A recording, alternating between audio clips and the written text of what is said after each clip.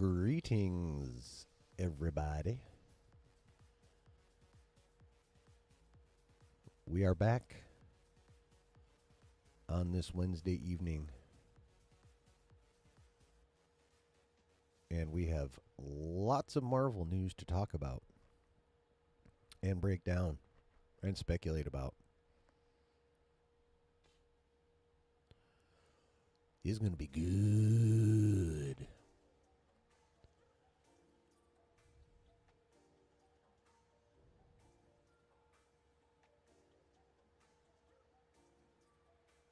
So I hope you guys are ready.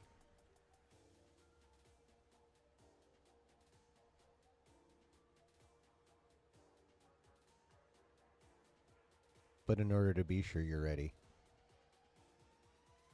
you need to fill your cup. You need to light your smoke. You need to smash the like. Because it's about to get nerdy in this bitch.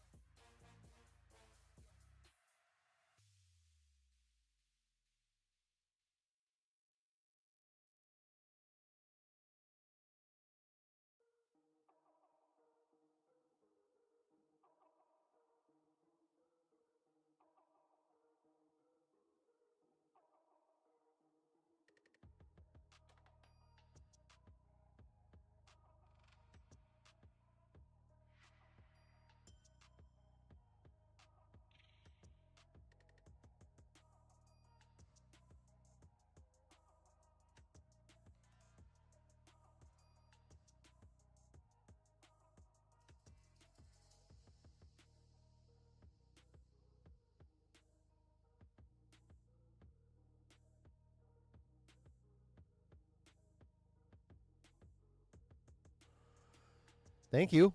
Hi. Sorry you listened to absolutely nothing but watched my mouth move for a couple 3 minutes there. My bad. So what's going on, Ned? Let's fucking go. Indeed. So I did it better that time anyway, so I'm kind of glad you didn't hear the first one. But, yeah, this is... Yeah, there we go. How you doing tonight, bruh? Good to see you. I see on the TwitX that you're doing all kinds of cons and stuff. You look like you're having all the fun. And meeting all the cool people and getting all the fun merch.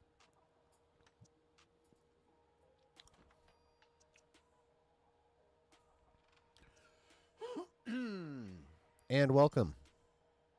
Be ye lurking or be ye on the replay. I am happy you're here. I am grateful you're here. And please hit the like. And if you have not already done so for some unknown reason, hit that subscribe button and the bell. Join this fun community. Ned, not much. Glad to be back from vacay. I mean, yeah. Back home, I can get. Like, if you were glad to be back to work, I might have to question your mental processes. A little. Just a bit. Heading to Chicago next, all because of Hamill. As in, Mark. Are you literally going to be, like, within touching distance of Mark Hamill and be able to shake his hand and he'll actually talk to you and shit?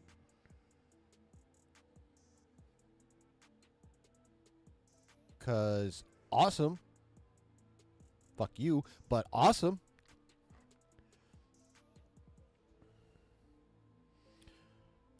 Start work up next Monday? Oh, all right. Damn, you've been off for 3.5 weeks? I am so motherfucking jealous, and it is Mark Hamill. And you're going to do all that stuff. Well, that's fucking dope. If you can, by some miracle, talk him into, like, a few seconds on a video, do it.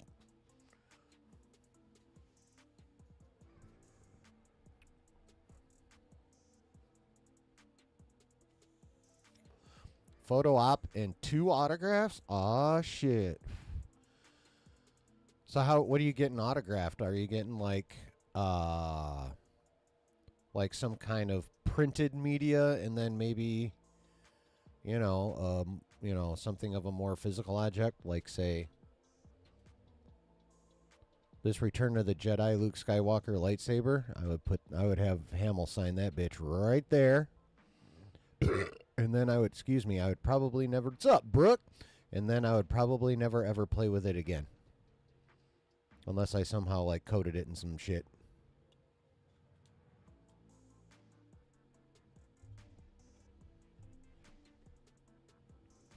You'd love it. His security would probably tackle you, though. Well, not if they ever worked for Trump, they wouldn't. They'll just, let whatever happen.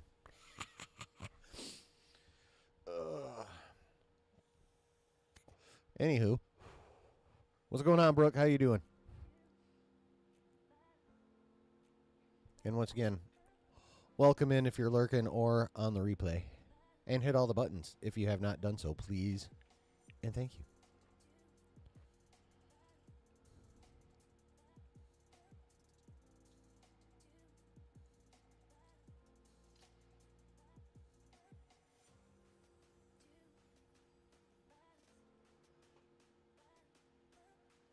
Probably a Funko.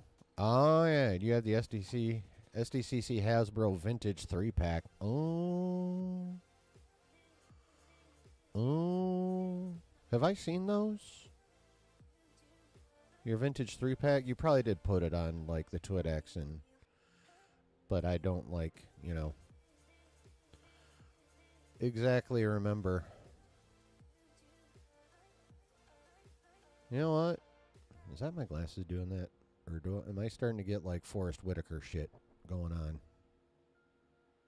Like, what's happening here? Am I turning into Forrest Whitaker as I'm getting older? You showed in your video today? Okay. Yeah, I haven't gotten around to watching that yet, but I will check that shit out. But yeah, seriously, what the fuck is going on with my left eye? It's not like droopy. It's just... Does it still look smaller? Sorry, my glasses are off, so I'm going to have to get real fucking close to the camera and the monitor.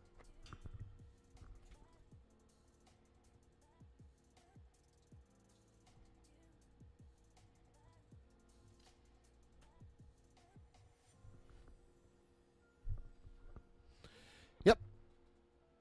My left eye is just, for whatever reason, smaller.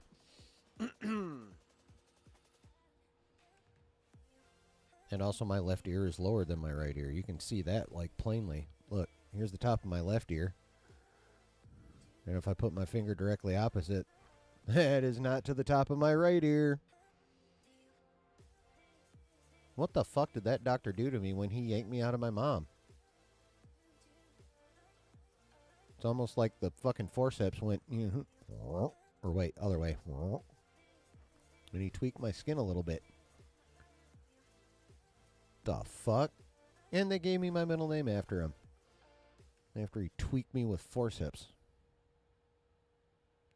Damn it.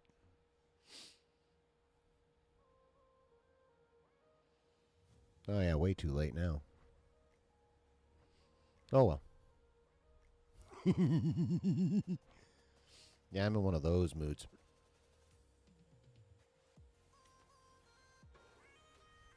Like, real talk, though, I have been having a fuck of a time with my anxiety this week. Like, I literally couldn't even go to work on Monday. I was losing my shit. It's not so bad today. But the battle continues. But that's okay, though.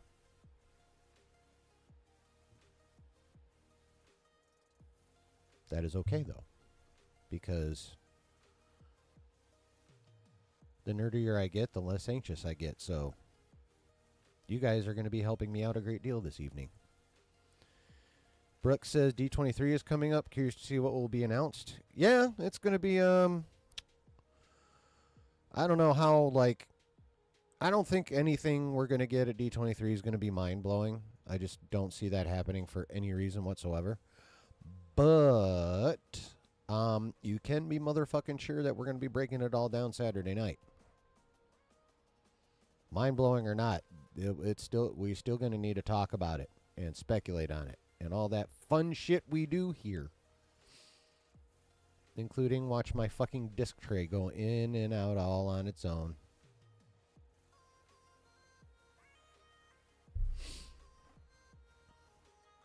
It's gone from being annoying to just kind of an idiosyncrasy. You know, almost like a... You know how they say, like, kind of beat the shit stuff just has character? That's the character for my tower. At least it would seem so, wouldn't it?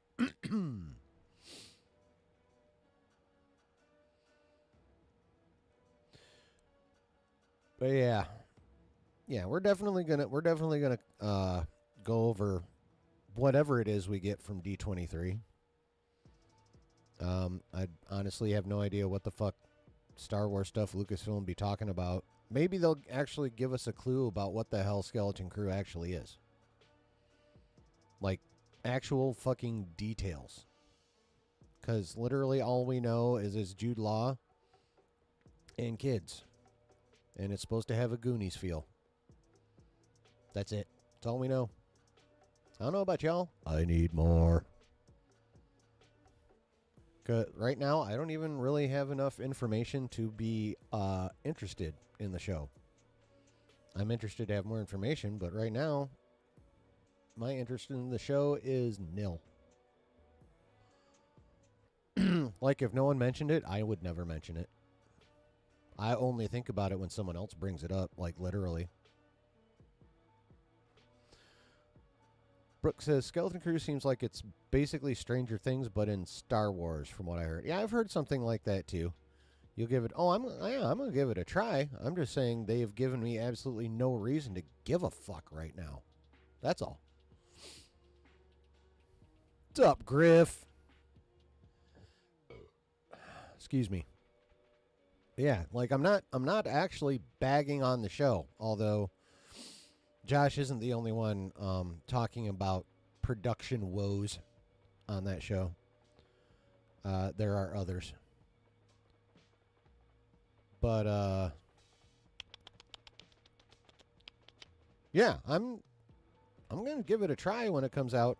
What, December something or other? I think like 2nd or 3rd or whatever. Yeah, I mean, I'm not gonna not at least give the first episode a go. But what I'm saying is, at this moment in time, they have literally done nothing to get my interest above 0. Nothing. And I'm sure that's the case for many people out there because they've done nothing. So I would imagine. What up, Lou? So I would imagine they're going to be talking about that. I don't see how they can't right now. It's a show. It's coming out this year. It's August now, so it's literally coming out in 3 months. So they need to start talking about it. They needed to start talking about it last month. Really.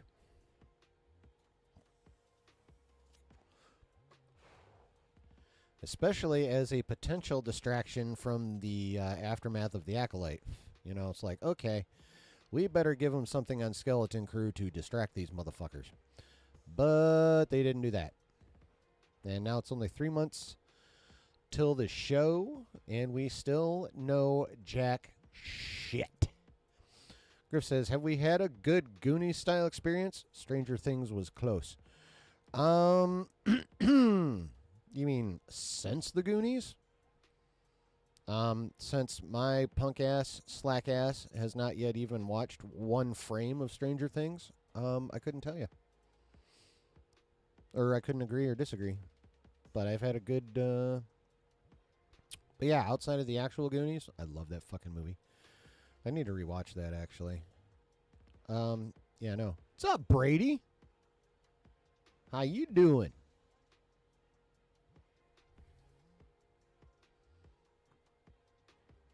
Oh, you haven't watched it either, Brooke? All right, I feel better about myself now. Thank you, Brooke. I appreciate that.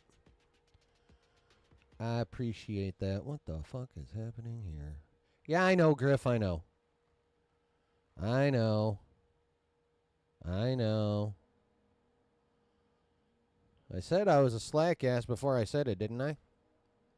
And yell at Brooke, too. Sorry, Brooke. I know you just kind of saved me, and I'm just turning around and tossing you right under that bus, but, you know.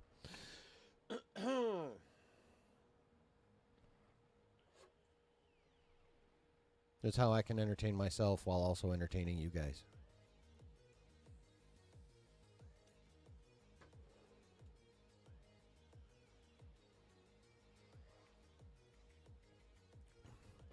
Yeah, no, it's long been on my list of men-tos, but I've also continuously found something that piqued my interest more than trying out Stranger Things, despite its pretty much universal praise.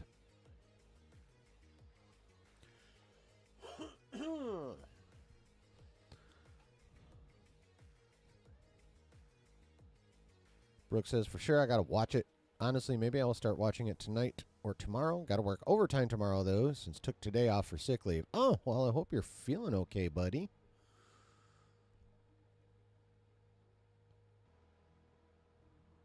Yeah, just take it easy tonight since you have to go to work tomorrow.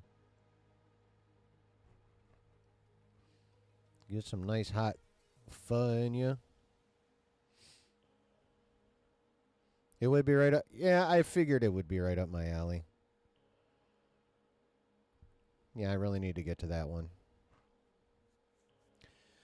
I really need to. Totally off subject.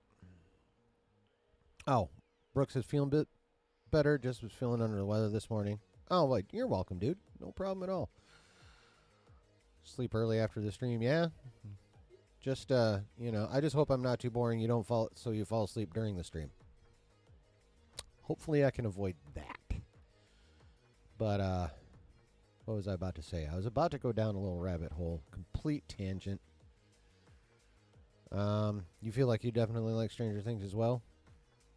Well, I mean, you're in this community, so all of us probably, well, I think everyone in here probably does that's seen it. And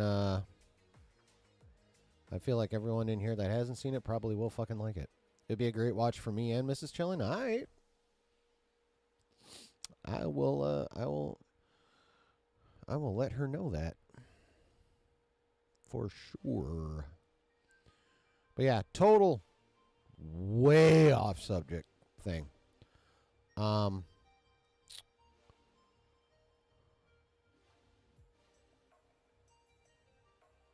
Shit. Now all I remember is that what I wanted to say was way off subject.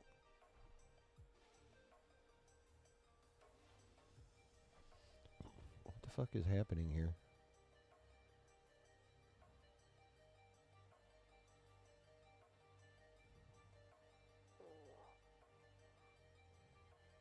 What? Why? Why is this happening? That's lame. All right, now let's do that. Why do you keep... You motherfucker. Okay.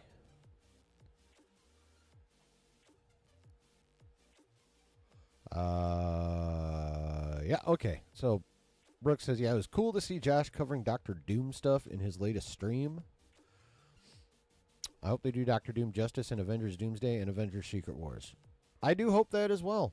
I'm also, for the first time in a long time, when it comes to Marvel, actually have a fair amount of confidence that that will happen. Because they got the fucking band back together, bro. Feige, Russo's, no Marcus, but still McFeely and Robert Downey Jr. That's a 4-course meal, bro. Or those are the ingredients of the 4-course meal they served us 4 times. With Captain America's 2 and 3 and Avengers 3 and 4. I actually heard Doctor Doom was pretty decent in the original Fantastic Four movies. I mean, the Devil's Lettuce strikes again. Yeah. Well, yeah, between the short-term memory shit that the Devil's Lettuce provides and that being highly exacerbated by, like, now my 3rd day of fucking elevated levels of anxiety. Yeah, definitely. But back to the original Fantastic Four movies. Yeah, no, I mean, obviously what they did with them was nowhere near sufficient, but for what they did, it was pretty decent. What's his fuzz? Julian McMahon actually made a good Victor Von Doom. Like, in terms of, because in the comics, Victor was a handsome fellow, and Julian McMahon's a good-looking dude. There's no denying that. If you watched Nip Tuck, you damn well know he's good at acting superior, as Victor Von Doom does. And also an asshole, as Victor Von Doom does. So, yeah, like, literally his character from Nip Tuck, a fair chunk of that character translates into Doctor Doom. So, yeah, he actually, as a version of Doctor Doom, he did as well as he could with what he was given to work with. Yeah, Nip Tuck guy. Julian McMahon. First place I actually saw him was Charmed, though. He had a pretty long arc as Balthazar. And then I saw him on Nip Tuck. Matter of fact, yeah, Balthazar, a lot of aspects of Balthazar are translated into his Nip Tuck character, which translated into his Doom in those movies.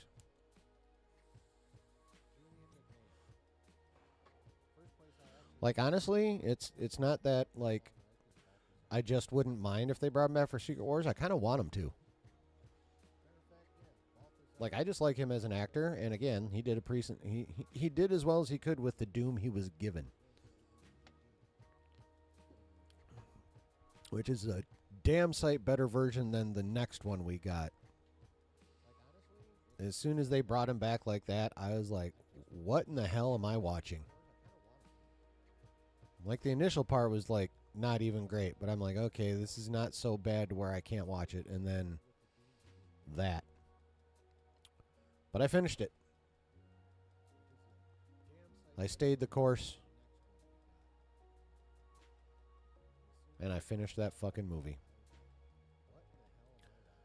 And that movie is also on my list of shit that I will not watch again when I do Marvel watch throughs. Whether it be Marvel Studios movies, Fox movies, what have you. That version of Fantastic Four is not going to be watched again. Twill be avoided. Twill be skipped. I will pretend it doesn't even exist. Griff says, if they go the Doom Supreme storyline, then there would have to be other Dooms. Oh, yeah. Now, as my knowledge of the Marvel comic timeline is sparse, did that storyline precede Secret Wars? And or was it part of it?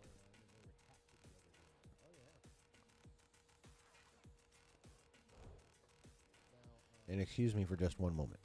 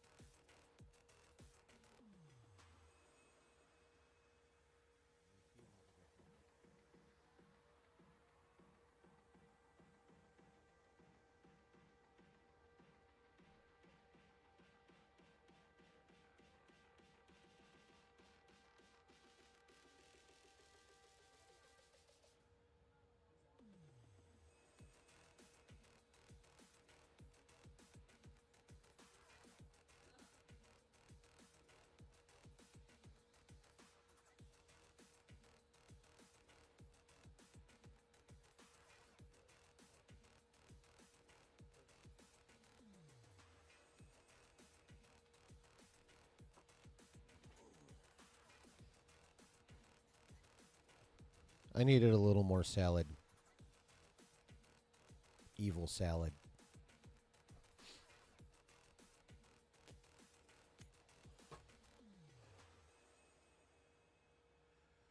Yeah. Oh, before I forget, this is not the item that I forgot earlier. This is something else. I have to do a little mea culpa.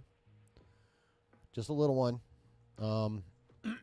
I found out today that I was wrong about when KK's contract is up. It's up in October, not this month. So hopefully I get a really cool birthday present because my birthday's in October. Although, I can't remember who they talked to, but somebody talked to somebody in WDW, or who was that? Drunk 3PO made a video. And evidently, lately, KK's been kind of off in her own land because she's been wanting to get the fuck out, but she wants to go out on a dub.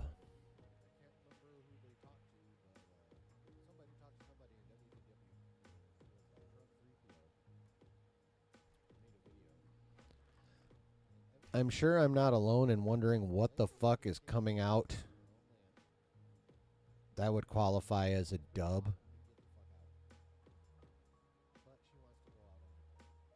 Will she go quietly into the night? Probably not. They'll probably re-up her for like 2 or 3 years, long enough for a miracle to happen for her, and one of those projects that are in the pipeline now actually pops off and is good.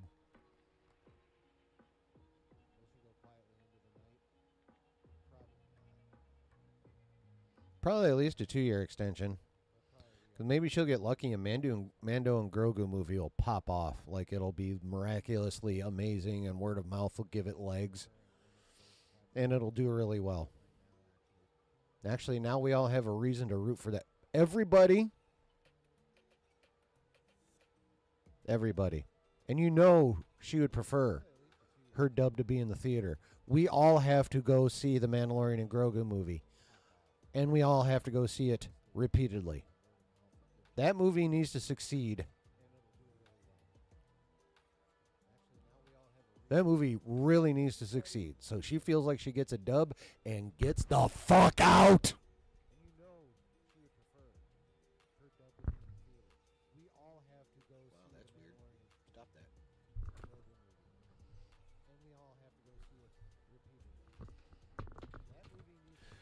Do I think Iger would make her extension match his? Possibly. I mean, he's definitely completely ignoring the fact that Lucasfilm exists. And has been for quite some time. Probably because he's trying to keep the investors feeling like voting for him was a good idea, and talking about the condition of Lucasfilm would not. They would not be happy to hear about that, which is probably the main reason he never speaks of them.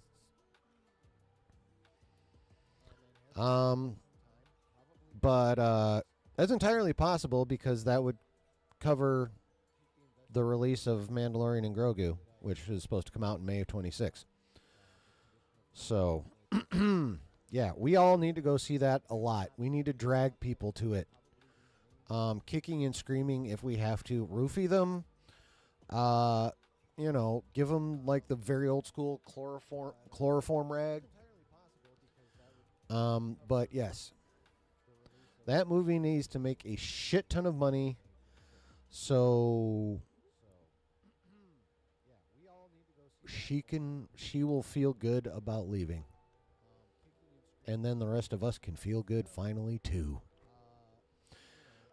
I have seen not a fucking thing on a replacement for Iger. Supposedly,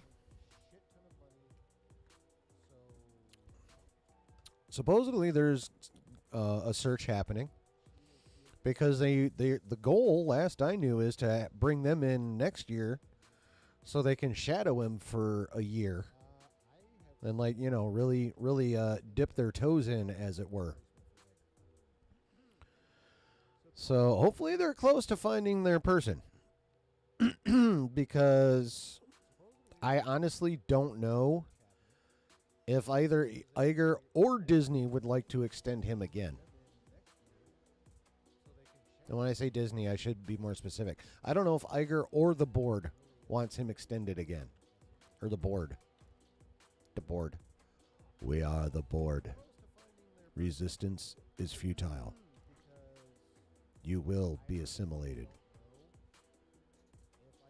Yeah, that's right. It ain't just Star Wars for me. It's Star Trek 2, motherfuckers. Actually, I should say Star Trek as well. But Star Trek 2, The Wrath of Khan, best Star Trek movie, old or new, in existence. Period. Just the best Trek movie. Period. But yeah, I not a peep. Other than the search goeth. Proceedeth.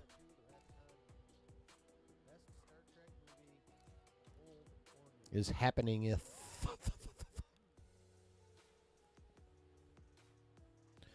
So, I mean, as a human being, I can understand the desire to go out on a win. Like, who the fuck doesn't want to end their career on a dub? Like, honestly. As human beings, if we're leaving something, we want to be able to leave with our head held high. So I can empathize with that notion. However,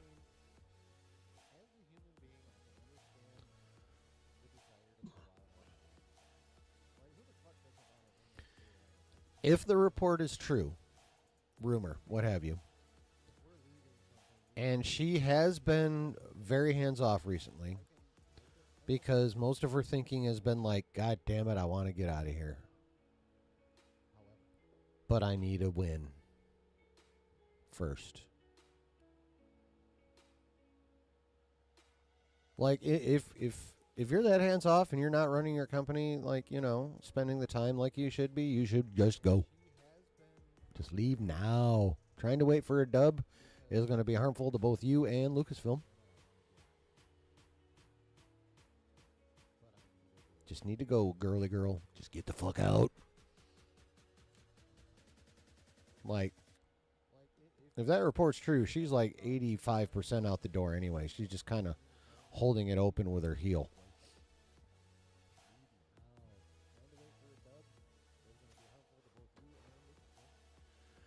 Just waiting for that dub to shove her foot out. But I don't know where it's going to come. I would say right now, again, the best chance is Mando and Grogu. So that's the campaign, people. We have about a year and a half, little over, because I believe that's May 2026 for that. Got a little over a year and a half to somehow find a way to get people into the theaters for that, and multiple times. So she gets her dub and disappears. That's the plan. This is how we win.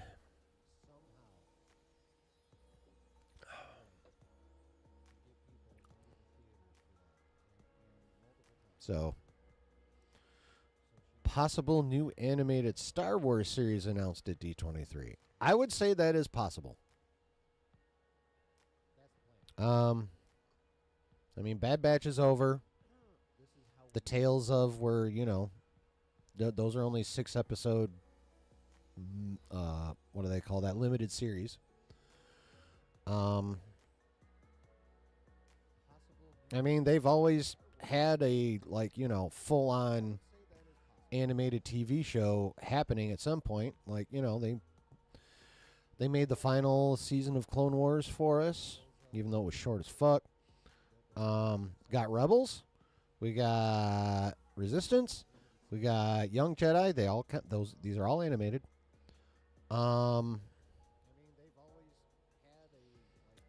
But they don't have, at least as far as we knew, they don't have anything in the realm of Bad Batch, like, a full series that's not super kid-like. You know what I mean? Something, again, on the level of Clone Wars, Bad Batch, Rebels, that kind of show. I could definitely, I don't know how likely it is, but I definitely think it's a possibility that they let us know what that show could be. Brooke says, I just hope they announce Ahsoka Season 2 at D23. Like, Ahsoka is one of the Star Wars content out there that has promise. That is true. That would be a very good announcement to have. That would generate a bit of hype.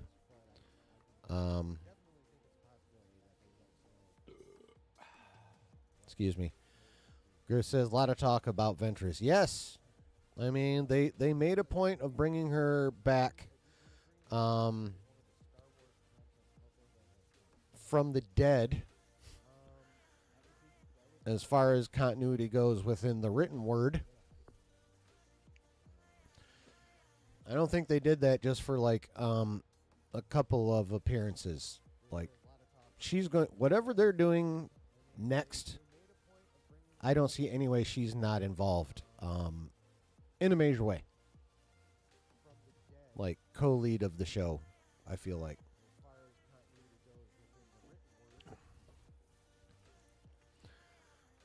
Honestly, I think it's going to be Omega in the Rebellion show. Like, it's going to follow Omega. But since now her and Ventress have that connection, I think, Ventress will get drawn in despite her efforts. You know how that goes. They'll use the fuck out of that trope with regards to Ventress. But that's what I think they're going to do. Now, that is completely speculation. That's just what I think they will do. Obviously, that is could be completely 100% not what they do, but that's what I think they'll do. Brooke says Sons of Dathomir animated series would be cool, but probably not happening anytime soon. Yeah, no, probably not. Probably not happening this decade, honestly. Not without wholesale changes at the top. I have to read Dark Disciple. Yes, I've heard again a lot of good things about that. I assume that's the one with her and what's his fuzz, and the one she does die in the end, courtesy of Count Dooku's Sith lightning. Why can I never remember this motherfucker's name?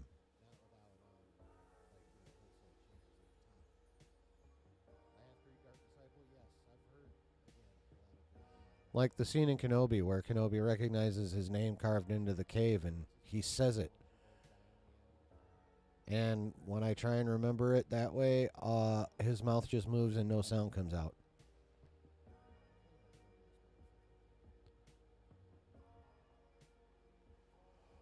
Brooke says, yeah, I just like that Dooku and Maul dueled each other in Sons of Dathomir and would love to see that in an animated show or even live action. Well, I definitely agree with that.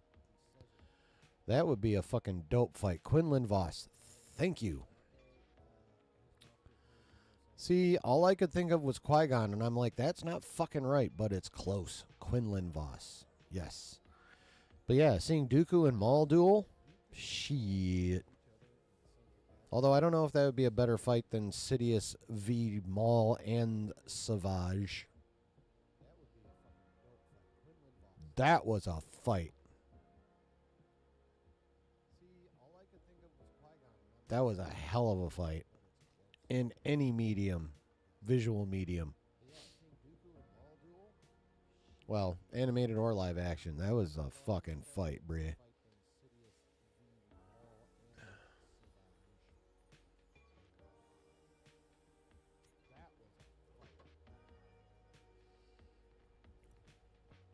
I mean, think about it. People are not used to seeing Sidious do much. Yeah, he got some action in Revenge of the Sith. But, all through the OT, he was just, there and, well, not in A New Hope, but, when we saw him, he, just, gravelly voiced and cackled a lot. And didn't do much. Vader did, like, the work. But, that's the exception to the rule. Well, no, it's not. But that's my bad. It's not. But when Palps decided he wanted to fuck some shit up, he had zero problem fucking shit up. Because motherfucker is powerful.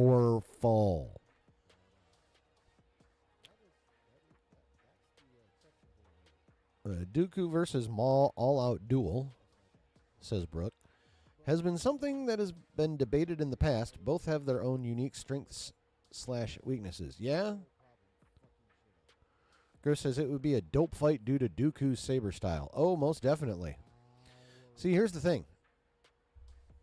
The way Sidious told Maul there is no mercy was so badass and then proceeds to electrocute Maul. Oh, I mean, yeah. But see, here's the thing. The style that Dooku is proficient in is, like, specifically the form you use for lightsaber dueling. So he's literally the master of saber dueling, or a master of saber dueling. Whereas Maul, while extraordinarily badass and pretty fucking strong in, like, both physically and in the Force,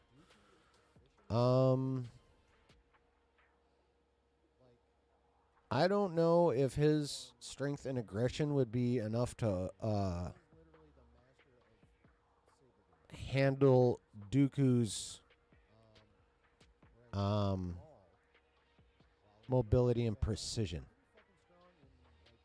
Like, all it would take is for Maul to overextend on an aggressive action just a little bit. Just a little. And Dooku would fuck him up. So, Brooks says Dooku is more experienced and much calmer. Yes, but not as strong physically. Maul, while physically strong, tends to be hot-headed and might be overconfident and fall due to his hubris. Yeah, well, that's common of pretty much all the Sith for the most part. When they get done in, it's generally in some form, in some way, due to their hubris, for sure. But yeah, that ties into what I was saying. Like, Maul gets just a little too over aggressive, swings just a little too hard, and Dooku will start chopping shit off like Maul's name is Anakin.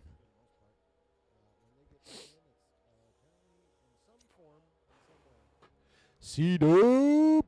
What's up, man? Basically, experience versus physical strength, Brooke Chen says. Yes. But while I am emphasizing how Dooku could take advantage of Maul's aggression, it is entirely possible that before Maul creates that opening for Dooku, he just smashes through Dooku's defense and fucks him up. That is possible because Maul is younger than Dooku. If he can control himself just enough, he could wear Dooku down. And then Maul's youth, strength, and endurance would come into play. And then he would probably win. So honestly, I think Dooku would be on a clock in that fight. If it goes too long, he's toast. But if Maul makes that minuscule mistake before Dooku starts getting tired, then Maul is fucked. You coming in from the member stream there, Dub? How was it? If you were, how was it? Or if you were there. You still think Dooku would take him? Maul would wear himself out? I mean, Dooku would definitely be much more efficient in his movements than Maul. That is for sure. I don't know that he'd necessarily be more mobile than Maul. I think Maul actually has the edge in just straight mobility.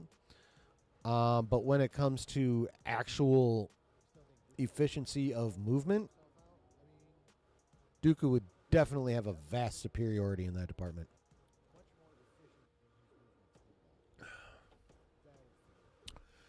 Brooks says, speaking of duels, I am excited for Theory's Vader Episode 2 fan film. Supposedly Windu and Vader will fight in this one, which will be cool to see. I do agree. Even though he's been hanging out with some fucktards for the last few months, he does put out quality Star Wars type shit. So that cannot be denied, and I have been looking forward to that for quite some time.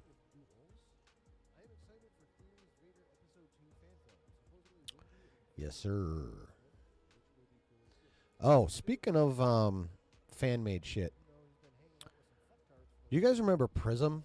The ones that made the what if, they did on each sequel, like, what if The Force Awakens was awesome? What if The Last Jedi was awesome? What if Rise of Skywalker was awesome? They kind of redid those. Well, they've been putting out a whole series of videos on the Obi-Wan show, and they're not done yet. But everything they've put out is fucking fire. So if you should check that shit out too. Theory's reaction to Acolyte was hilarious too. Eh.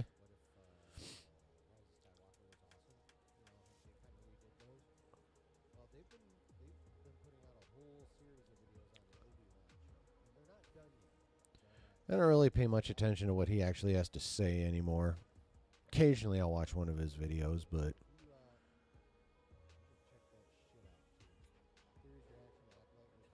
mostly I really only care about the fan films at this point. He has disappointed me.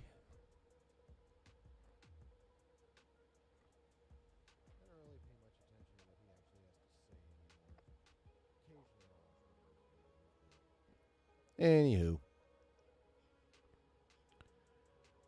Damn. Been fucking around for almost an hour already. Hell yeah. This is what nerds do when we hang out. We talk about everything but what we came to talk about for a while. All right. But, ooh. Now seems as good a time as any to use the bathroom and grab myself another pop, basically because my bladder says, hey, use the bathroom. And then grab yourself a pop. Yeah, it told me to do both. So I will be back shortly. Please don't leave. All right. But, ooh. Now seems as good a time as any to use the bathroom and grab myself another pop, basically because my bladder says, hey, use the bathroom. And then grab yourself a pop. Yeah, it told me to do both. So I will be back shortly. Please don't leave. All right. But,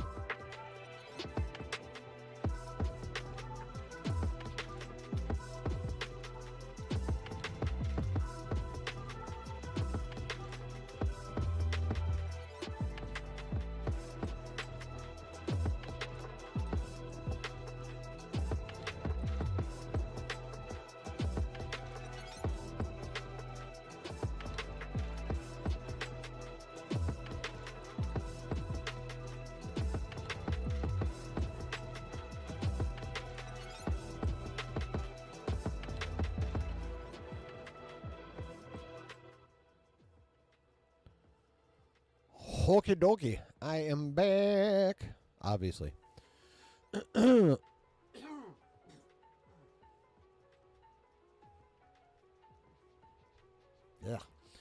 Sorry about that. Brooke says, I think I watched the What If The Rise of Skywalker was awesome. Basically, Palpatine is more badass and his character is not badly treated or something like that. Well, they actually ran Rey through a very interesting storyline or arc throughout all of those. But yeah, it was pretty cool. C-Dub says, how you guys doing tonight? This is the first time I've sat down to relax all damn day. Well, that blows. I'm okay right now. My anxiety has been a complete asshole so far this week. Like, I literally had to call in on Monday.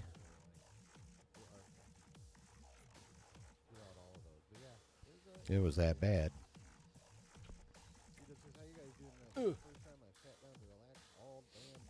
But at this point in time, I'm doing okay. And I think a lot of that is because I'm here chilling with my community. I mean, I've said it before, and I will continue to say it. Streaming is therapy. There we go. All right, so let us get into what Alex Perez revealed in his Discord chat. Oh, what the fuck? Nope, it's that one. Wah, wah, wah. Ba, ba, ba, ba. Let me see if I can... there we go. Can we make it a little bigger? Can we make it any bigger than that?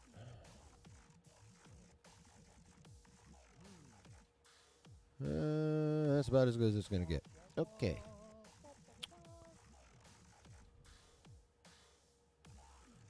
All right, so August Discord Q&A with Alex Perez, and Josh did not mention this is just part one, y'all.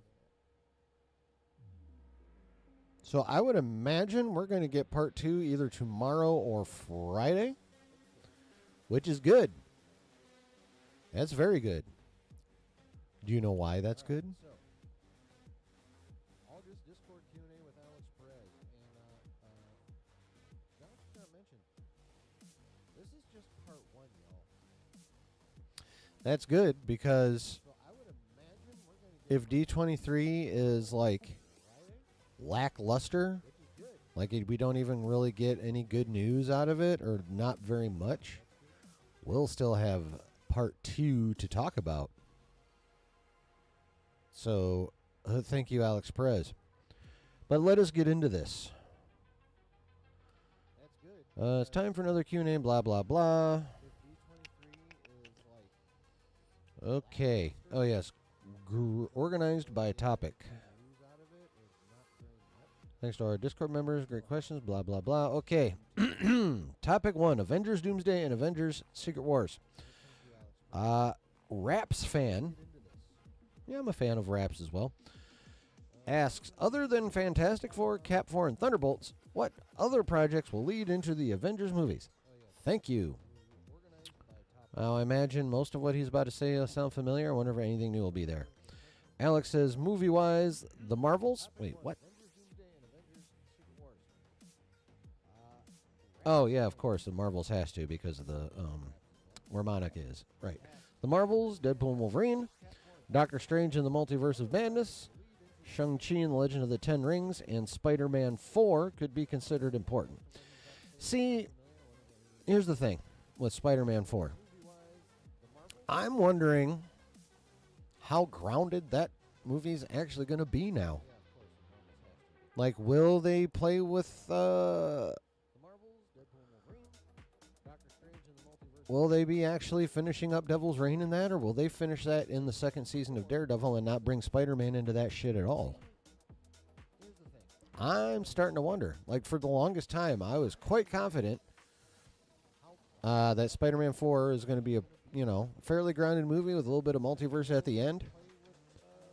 But, and that was going to conclude Devil's Reign because, it's Spider-Man and Daredevil versus Kingpin and his, whatever, I can't remember what his fucking group's called, but, his anti-vigilante villains. Right? But the way things are going, and with the changes in the slate and when it could be possibly coming out, I don't know if it's going to be that grounded anymore, folks. And I'm not sure how soon after Season 1, Season 2 of Daredevil's coming out. I saw the other day that they'd either just started filming or they were going to be starting filming in relatively short order. Sometime this month, I think, but I'm not 100 on that. Please don't quote me on that. But, so, I mean, it's going to start filming this year. No, that's definite. So, figure, 3 months to film that? 3, 4 maybe? That puts them finishing up in Q1 of next year. Oh. Yeah, we could get, by some fucking miracle, like, seasons 1 and 2 in back-to-back years, like, how TV should be. But, we'll see about that. But, yeah, I'm seriously starting to wonder about Spider-Man 4, especially now because Alex says it could be important. And, obviously, this is all technically rumor because, Alex, this isn't coming from the trades. This is coming from one of the top 2 or 3 in the game. Alex is right up there with Snyder. They are both very accurate.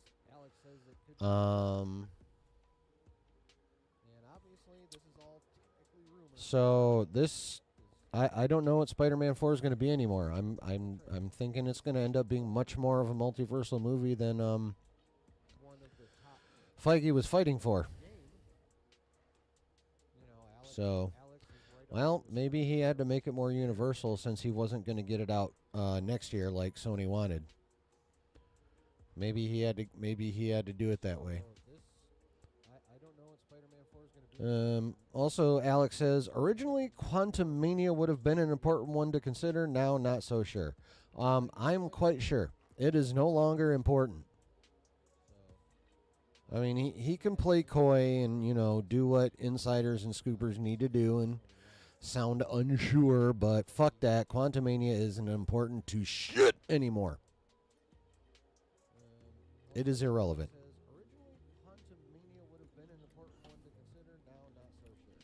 Or at absolute best, tangentially relevant. But in terms of having any real impact, oh, hell no. There's no fucking way. He concludes, TV-wise, Loki and What If are definitely up there. Well, duh. I mean, that's not news. Sorry, Alex. That's not news. C-Dub says, I was really stoked when I heard Spidey 4 was going to be grounded street-level New York shit with Daredevil versus Mayor Kingpin. I'm with you, chillin'. Don't think they're going to do that now. I really want them to do that in Spidey 4. Yeah. I was so stoked when it was probably going to be that. But, I mean, honestly, while it will be disappointing if they go, if they lean hard into multiversal for that instead of finishing up Devil's Reign, as long as they do it well, I ain't going to be mad. I'll still be disappointed. But if it's well done, I'm still going to be like, yeah, that movie was dope. But, yeah, I am disappointed even in the notion that it could be much more multiversal than it originally was going to be. And I'm starting to think the likelihood of that being the case is much higher. And have they announced the director for that yet, or am I that far into La La Land, or no? I don't feel like they have. Stop it. I'm starting to think the likelihood of that being the case is much higher. She was just walking by. I know she does that to you, but you need to be the bigger kid. Have they announced the director for that yet? Sorry, I had to have a little chat with my cat. Well, one of them. So yeah, I mean, obviously we'll see. But my concern about that groweth daily now. Especially with Alex talking about it that way. Brooke says, seeing Doctor Doom in Spider-Man 4 would be dope. Love seeing the memes of Tom Holland's Spider-Man meeting RDJ's Doctor Doom. Once again, I think the idea of an Iron Doom variant is pretty cool too. Yeah. Yeah, it's going to be interesting. I mean, obviously, they didn't hire RDJ. I'm sorry. There's no way they hired RDJ, brought him back, are paying him that insane amount of money to for him to just be Victor Von Doom and have his Tony Stark face not matter in the slightest. No, there's literally no way. I'm sorry. Like, I just, no. The Victor Von Doom he's playing, even if he carries the name Victor Von Doom, will in some way be tied in to having been or going to be Tony Stark. No, there's literally no way. I'm sorry. No. See, no one's really talked about that. They're all like, why does Doom have Tony Stark's face?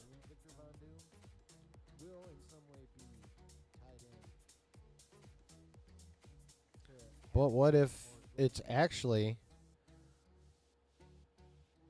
how did Doom's face get to be on Tony Stark?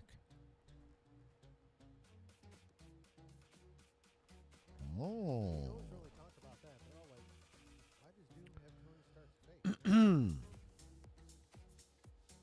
But yeah, it's I have been all about RDJ Doom from the second it was announced. Those of you who were here probably remember me dancing when that came out.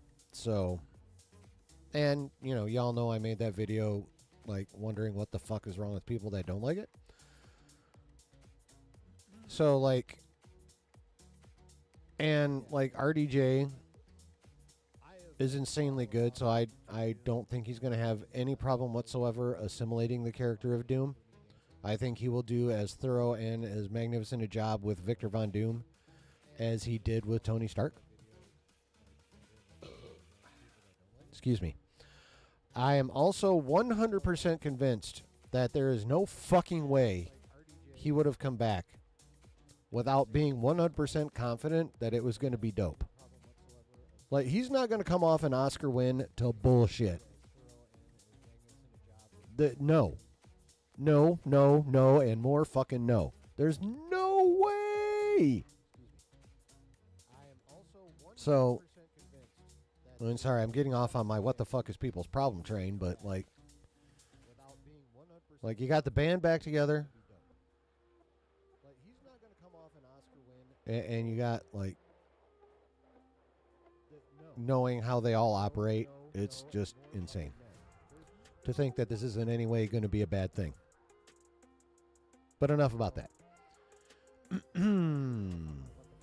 C-Dub says, almost nothing from Phase 4 is relevant. Eternals is only important for Adamantium.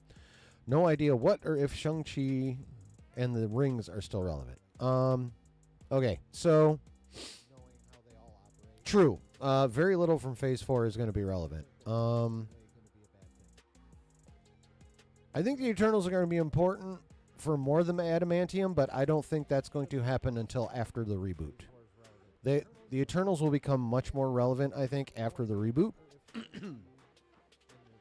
And I say that because Marvel Studios is still, last I knew, maintaining the copyright on the name Eternity Wars.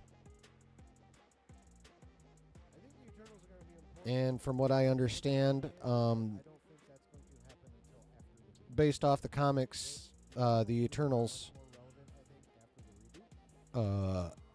somehow come to see mutants as descendants of the Deviants, and since it is the Eternals' literal mission to destroy Deviants, obviously, after the reboot, that's when we're going to have our fucking pile of mutants that we should have been having. So yeah, I think it makes total sense for them to do Eternity Wars, maybe at the end of Phase 7, like how they used to end each phase in an Avengers movie. Remember how they used to do that? Remember how they've taken 2 phases off of that?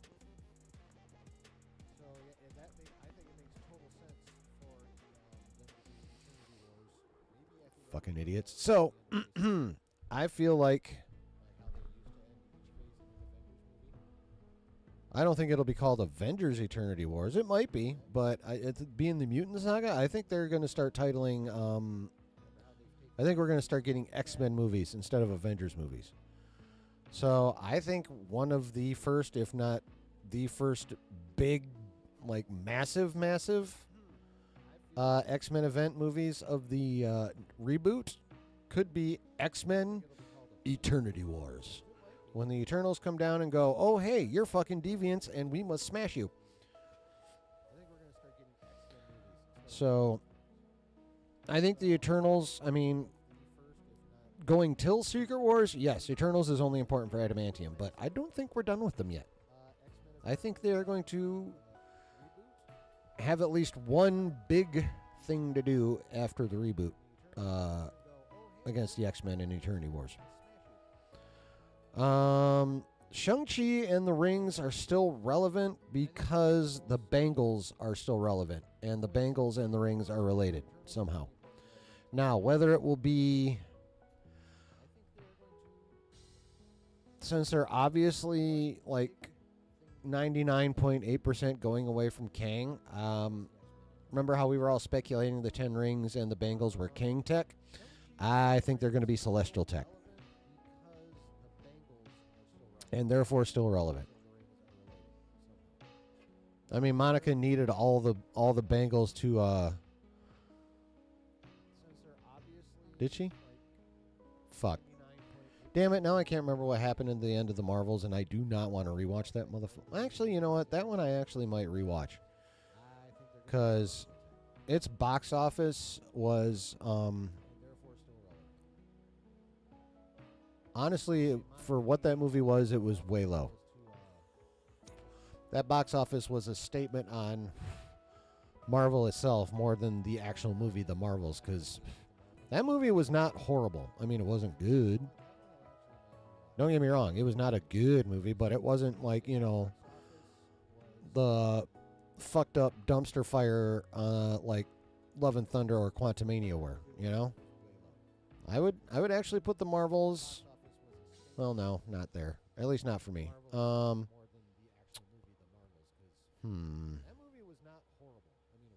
Comparable movie level. Maybe only a notch or two below, say, Black Widow movie.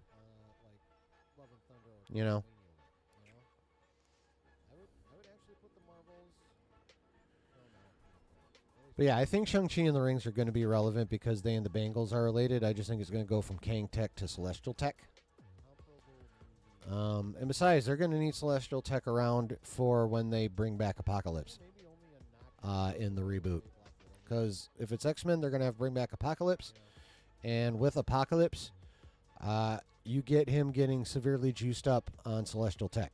Yeah, I think Shang-Chi and the Rings are going to be relevant because they and the Bengals are related. I just think it's going to go from Kang Tech to Celestial Tech. So Celestial Tech has to be a thing. I mean, it doesn't necessarily have to be a thing before Secret Wars, but it definitely has to be a thing after the reboot, and I see no reason to not use the Rings and the Bengals as the establishment of Celestial Tech. I think it just makes sense. What do you guys think, though? What do you think about that tangent? Don't worry, we are going to get back to this article. But since I've gone off the deep end on just that one question, I'm going to go ahead and see what Brooke has to say here. It says, still crazy how one of my coworkers was there when RDJ was announced as Dr. Doom. He took like the second half of that week just to go to SDCC. Wait, one of your coworkers was literally there? This is verifiable? It wasn't just like one of those many people who just say they were at these big-ass events and really weren't? He was actually there? Lucky motherfucker. He also says Eternity Wars would be pretty cool to see on the big screen. Yes. Also would love to see a Sean Levy directed Avengers vs. X-Men film, seeing how he did a good job with Deadpool and Wolverine. I'm not so sure we're going to get a specific Avengers vs. X-Men film anymore. I'm kind of with Josh on that. I don't agree with that decision. I think Avengers vs. X-Men should be one of the movies between Doomsday and Secret Wars, since in the comics Avengers vs. X-Men was the final part of the Time Runs Out event, right, that led directly into Secret Wars. So I think not doing AVX is not the best idea, but even if they don't do specifically an Avengers vs. X-Men movie, it does not mean that we won't see them fight in a movie. I'm pretty sure we will. We're going to have to, because we got Avengers in the 616, and we've got X-Men in the 10,005 in the 10005 universe, 10,005, 10005, whatever you want to fucking call it, which is also Deadpool's universe. And hashing out what's going on with Logan's and X-23s and that is not something I want to get into, at least not now, not till after we're done with this article. We can fuck around with that subject at that point. But I am 99.9% sure we are going to see them fight, because they're going to kind of have to when universes collide. But as for it being its own movie, I unfortunately think the chances of that are dwindling at a not slow rate.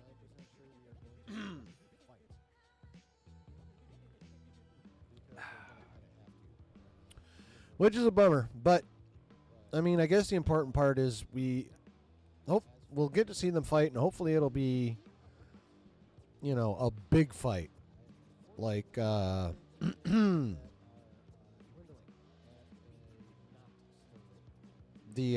like the fight that Cap,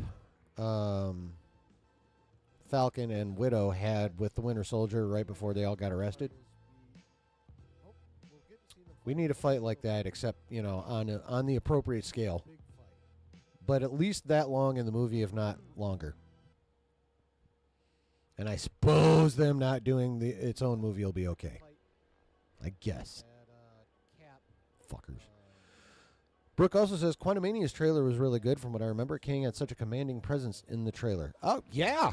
No, Kang looked the way he should have looked in that trailer. When they redid that ending, they fucked up hard. Like the rest of the movie, like even if they left the original ending where Kang the fucking Conqueror actually beats the Ant family, like he should have, if they'd have left that ending on there, despite how messed up the rest of the movie was, I don't think it would be anywhere near as hated. But they changed the ending and had him lose to the Ant family, and at that point he became pointless as a big bad. I mean, obviously King has his fans, and even in Josh's chat we saw some people are still like, bring King back. We need to see the end of his story. The way he's been written to this point, no, we fucking do not. He's been written horribly. He is completely irrelevant, completely unintimidating, completely unqualified to be the big bad of a fucking TV show, much less Avengers movies, or even one. I'm sorry, but that's just facts. Or at least as close as you can get to facts while still being opinion. You talked to him via stand-up meeting? Well, he randomly mentioned it. Well, still, we'll assume he's being honest. We'll assume you have a trustworthy friend and say awesome for him and also fuck that guy. Because two things can be true at once. All right, back to the article. The next member of Discord, known as God Emperor Boss. I'll bet you they only picked screen names, or I'll bet you they only picked questions that were good questions, but also didn't have a fucked up screen name. Like, even if he asked 20 questions, I'm pretty sure Darth Vader's burnt asshole would not make this article. You know what I mean? So, God Emperor Boss asks, what are the comics you recommend to read before Avengers Doomsday and Avengers Secret Wars? Alex says, Secret Wars will always be at the top of the list. Time Runs Out could also prove to be very important. There is one comic run that I actually didn't mention before, but I'm hearing will be very important for these films, titled Ultimate End. Really?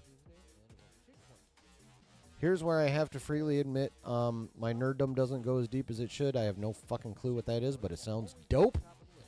And if it's supposed to be, if that's supposed to be one of the things they really want to adapt for these movies, then I definitely need to check it out. Or at least read a summary.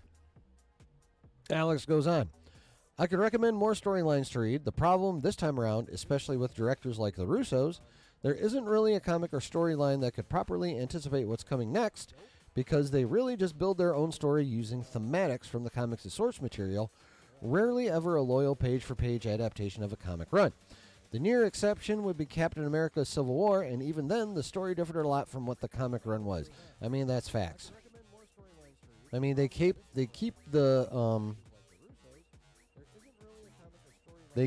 what they need to keep in order to keep the feel. Yes, I use keep a lot, so just, keep dealing with it. And it's not a goalie, it's a keeper. So there. But yeah, they use the thematics. Obviously, they use, characters. But they really just go for keeping the feel of the story rather than like straight adapting a story. So I can agree with that. But on the other hand, I mean, Secret Wars Time Runs Out are pretty obvious. But this Ultimate End thing here,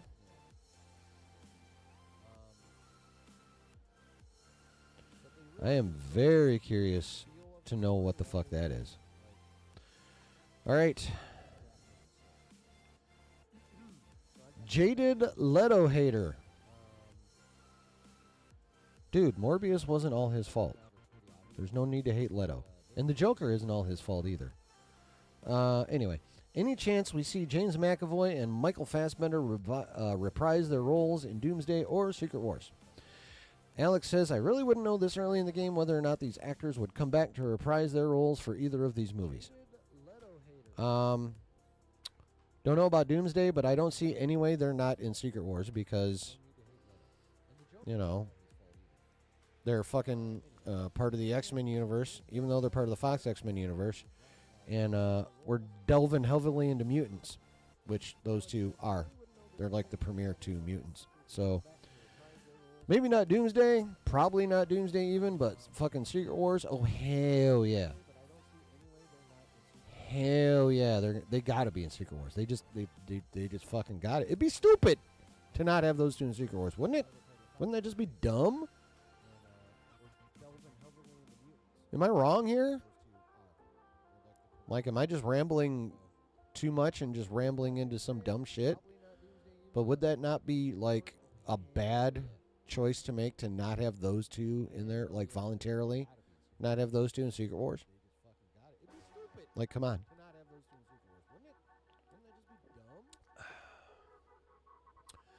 Chance 32252 asks, hey, Alex, will we have an event? Excuse me.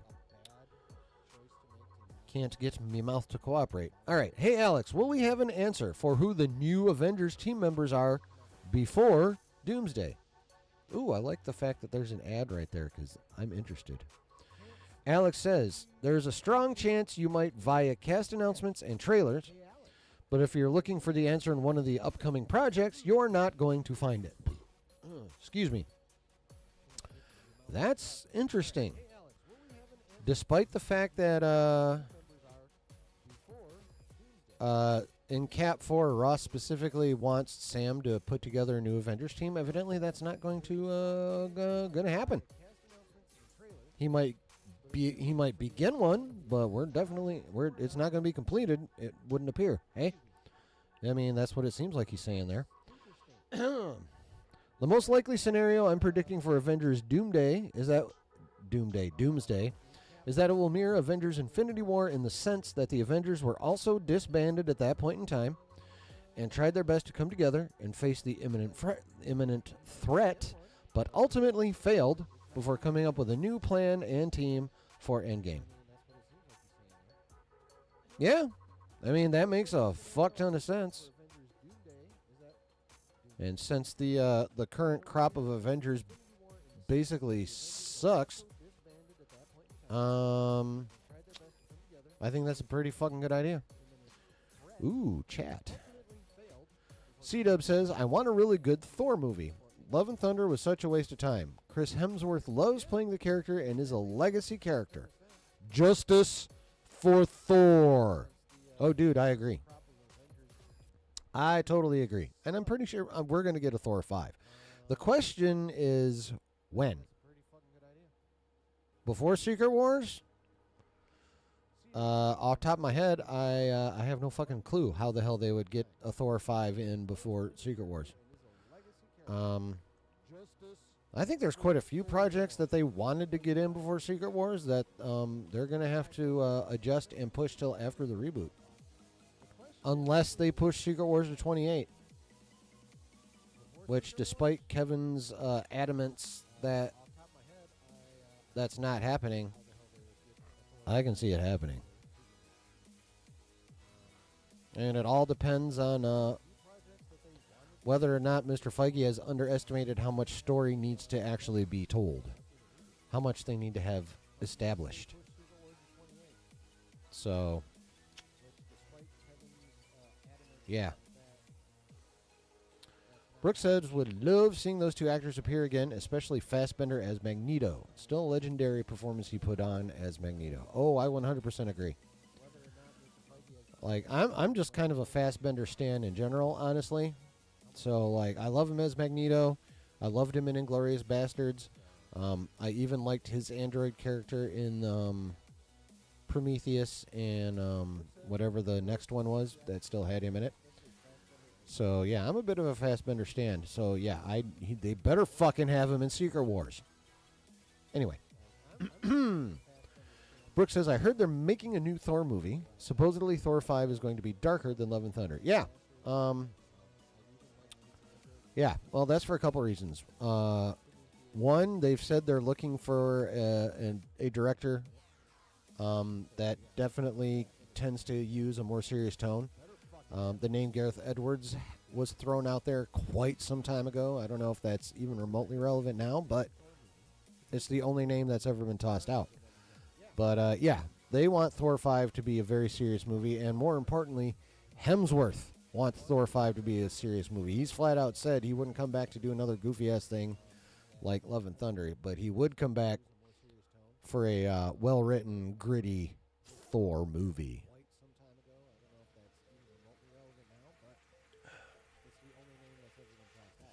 C-Dub says, what are they going to do with Deadpool besides make another Deadpool sequel?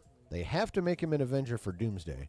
It's going to be weird. It's going to be a weird balance of Deadpool being an Avenger in a PG-13 movie. He's definitely going to be in Secret Wars. Probably is going to be in Doomsday. Yeah, how they're going to handle the Merc with a mouth's mouth in a PG-13 movie.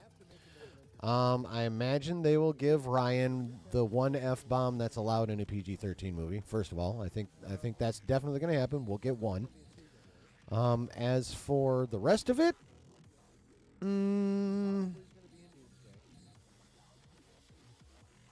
I don't know. Like, they could do it in a creative, amusing way, and just like, you know, how it's been done in other movies, where like every time he's about to, you know, drop a word, like an explosion happens or a horn goes off or some shit like that, or they just flat bleep him, which would be hilarious. But yeah, Deadpool's definitely, at least the vocabulary is going to have to be toned down to a certain point, because there's no way an Avengers movie will ever have a higher rating than PG-13. There's just no way. Those movies have to have the broadest appeal of everything they put out. So, yeah, they definitely have to figure that out. Hopefully, I hope they do it in a creative way, rather than just limiting the script. But I don't see any way that Ryan doesn't get the one F-bomb allowed in a PG-13 movie. We're gonna get one in Doomsday, and we're gonna get one in Secret Wars. Now, as for the scene with Thor crying over him, that could be a Secret Wars thing. That could be addressed in Thor 5, honestly. Who knows?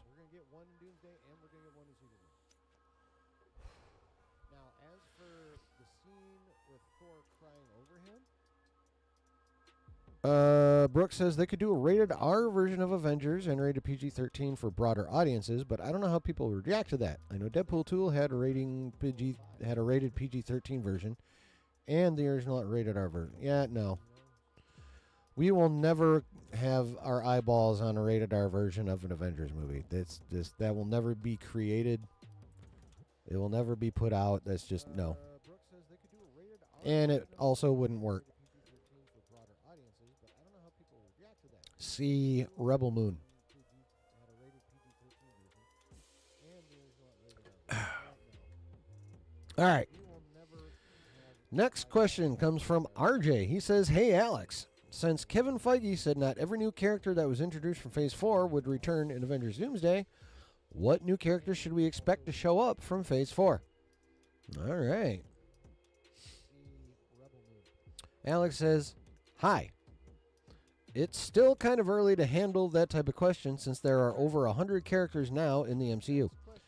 Well, yeah, but he asked about the new ones, and that isn't 100.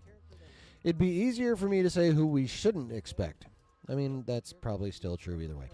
I'd say that it's very likely that the characters who are isolated, so to speak, like Moon Knight, Scarlet Scarab, Werewolf by Night, Man-Thing, The Eternals, Dane Whitman, and Agatha Harkness, would most likely not appear in Doomsday. Yeah. Well, like I said, I think the Eternals are coming back in Eternity Wars after the reboot because mutants, deviants, blah, blah, blah. He goes on. I'd say the characters who could show up that are from Phase 4 are Kamala Khan. Yeah, I'd agree with that. Monica Rambeau. Oh, fuck yeah. Shang-Chi, he better. She-Hulk. Yeah, who cares? Kate Bishop, Loki in the TVA, Sylvie. Well, that's... I don't know why he put a comma between TVA and Sylvie. Those all pretty... That's like a package deal. Loki, Sylvie, and the TVA. And the new Guardians of the Galaxy. I can see that. I mean, I don't have a problem with anyone on the list. I mean, She-Hulk's kind of pointless. But most of that is just due to the fact that that show was not that great. If she'd have been written better, people, including myself, would probably be more excited about her being in that. But I'm not like, fuck, She-Hulk's in it. Like, it doesn't anger me or depress me or whatever. But it's just like, yeah, who cares? I don't care that she's in it, and I'd be fine with her not in it. I guess I can just put it that way. RJ also asks, is there a high chance that Kate Bishop will appear in Avengers Doomsday? He literally says her name in his original answer right fucking there. RJ. Alex says, very high chance you'll see Kate Bishop in Avengers Doomsday. I'm surprised he didn't say dipshit because I already said it. Maybe it was implied. Paul says, hi, Alex. How are you?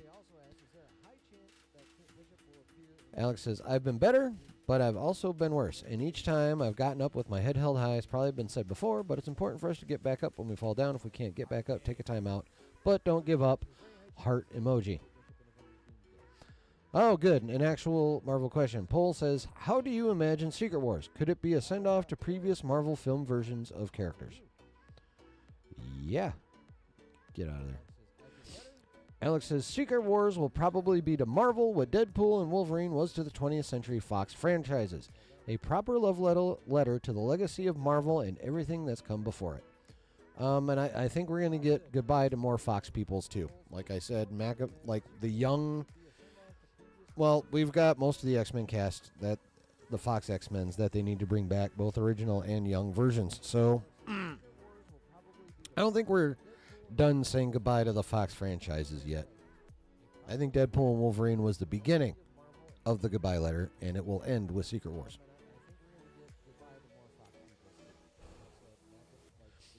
Pro-Tato, all right, says, hi, Alex. Hope even with your busy schedule that you've been treating yourself well. Well, these are very caring people.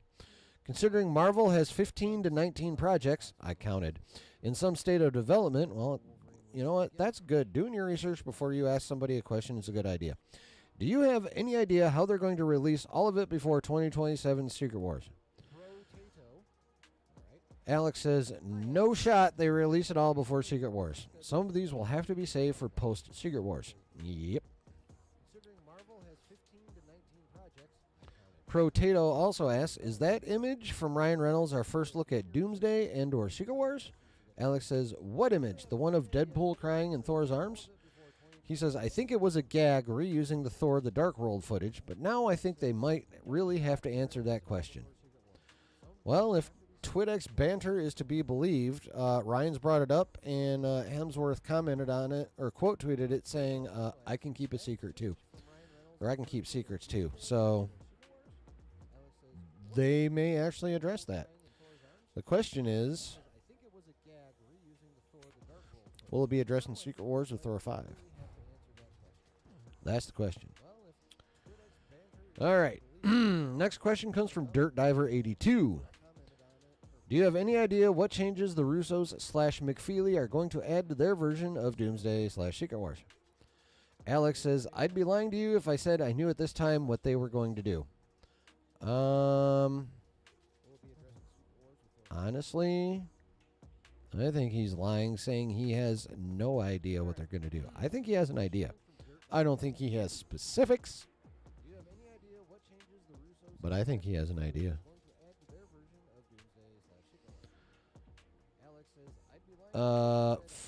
Fradix's? That's a weird one.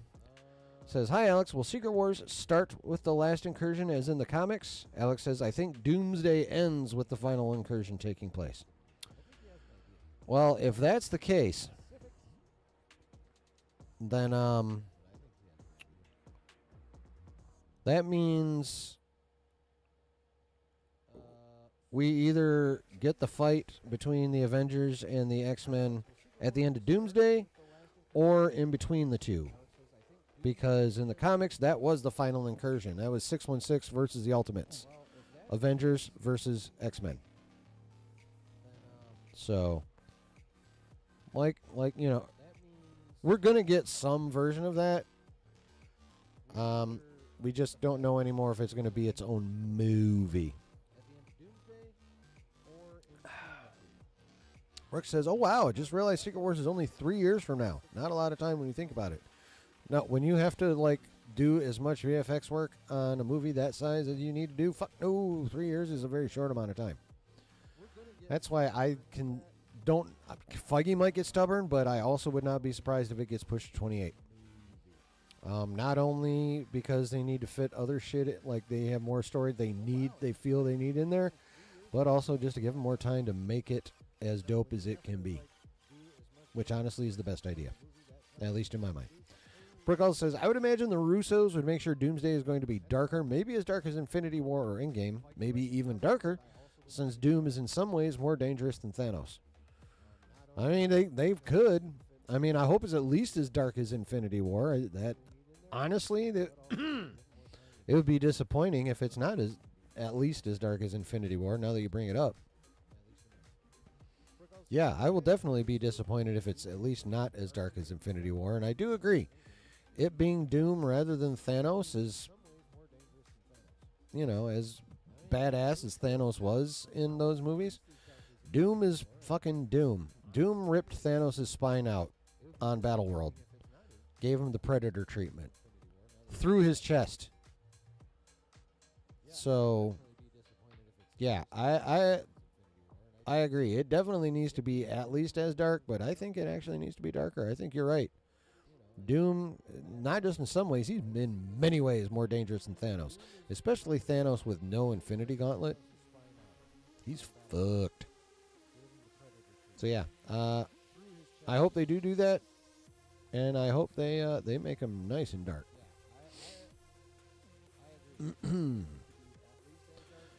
Okay, that same weird-ass screen name also asks, there are a lot of rumors and theories saying the Void will be the MCU Battleworld. Is that true? Alex says, I don't doubt that we will revisit the Void again because there's so much unexplored territory out there, but I don't know for sure that it will be Battleworld. I mean, I don't know. All I will say is this. It's practically already set up to be a version of Battleworld because you've got all those variants tossed in there, and obviously they're occupying different areas of the Void, which is basically what Battleworld was. It was a bunch of isolated groups of heroes and or villains, out in their own little communities all over Battleworld being ruled over by God Emperor Doom. And the Void is basically set up just like that, except it's the Void and not a world Doom built. So, at this point, I give it a coin flip between it Battleworld being the Void or its own thing. Vic asks, Nicolas Cage as Ghost Rider, 2005 Fantastic Four, Ben Affleck as Daredevil, Thomas Jane as Punisher, Channing Tatum as Gambit. Which one of these do you want to see in Secret Wars the most, or anyone else anyone else you'd want to see?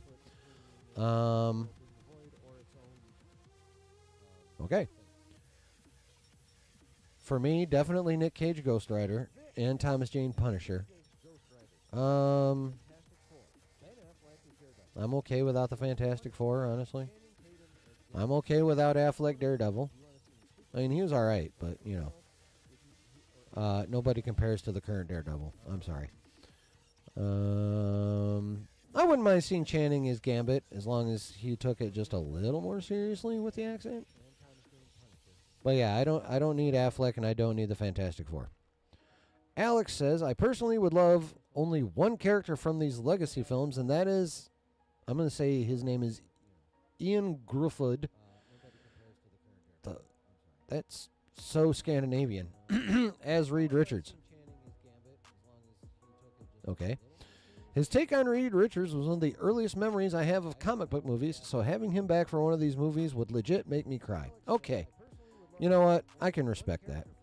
There are many reasons why I want him back for Secret Wars, but the main reason is because they sort of set him up in Deadpool and Wolverine.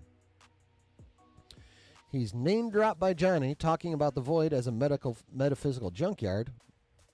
True. So we know he was with Johnny when they arrived at the Void. Yeah? Chances are the rest of the 2005 Fantastic Four were there too, I would imagine. But this also sets up a lot of questions. What the fuck doesn't these days? Why wasn't he pronounced among the dead for the Rebellion in the Void? Did Johnny go solo with the Rebellion and the rest are just in hiding in the Void? Where is Sue? Where is Ben? I know there have been talks about getting Ian back as Reed Richards for many ideas. One of them includes the possibility of reintroducing him as the Maker, a variant of Reed Richards who, coincidentally, has a very important role in a comics run titled Ultimate Comics Doomsday. What? But regardless, the idea of having him show up for Secret Wars would be an absolute blast. Yeah, if they're going to bring him back or bring Miles Teller back, one of those fuckers needs to be the Maker. If they're bringing them both back, definitely one of them needs to be the Maker. So, yeah, we need the Maker. We need the Maker.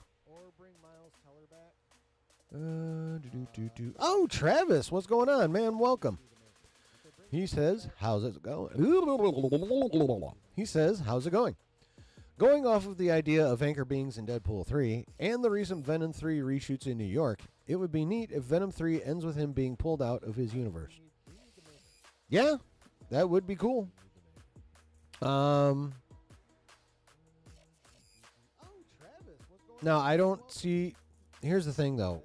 Right now, Venom is still a Sony thing, and I don't even know if Sony would play ball with the anchor being concept. But yes, I want Venom in the 616. I want Venom in the regular MCU. So I hope that happens. But again, it comes down to Amy Pascal, and she can be a bitch. Brooke says, yeah, Doom is one of the most intelligent people in the universe. Like Thanos is a military genius, yes, but Doom is among the 3 smartest people in the Marvel Universe. Thanos has nothing on Doom, probably. Yes, that's true. That's very true. At least not the version of Thanos we're familiar with. King Thanos might give him a little bit of a problem, I believe. But, yeah, overall, Doom clears Thanos, for sure. Travis says, I think Austin Butler would be a fantastic Gambit. He could. He very well could. C-Dub says, I want John Bernthal as Punisher. So do I, but the question was specifically about Fox characters. So that would be Thomas Jane. And, it also could have been Ray Stevenson, but he has sadly passed and now Balin Skoll needs to be recast. So, yeah, in terms of Fox, definitely Thomas Jane. But overall, yeah, I want Bernthal to be the 616 Punisher after the reboot for sure. I do not want him recast. I don't want Daredevil recast. I don't want anyone on the Daredevil show recast for the reboot. Like, the people that have been playing the Avengers are, they're aging. I don't mind seeing them recast for the reboot. But I want the Netflix Daredevil people left the fuck alone. All of them. So, yeah. Excuse me. C-Dub says, Nick Cage was cool and would be a fun cameo in a Deadpool movie, but I don't really want him to be Ghost Rider. I agree. What I would like is for Nick Cage to be probably brought back in Secret Wars or something along those lines. But I want him to pass the mantle, and I believe that's literally what it's called, is passing the mantle of Ghost Rider onto Robbie Reyes. And I want Robbie Reyes to be the 616 Rider. I enjoyed how he was portrayed in Agents of S.H.I.E.L.D., and I would very much like to see him as a 616 Rider. C-Dub says, Travis, I think Channing is a fine Gambit, especially if he has to be serious and not a parody like he is in DP3. Austin should be a bad guy after watching Dune 2. Yeah, there's that.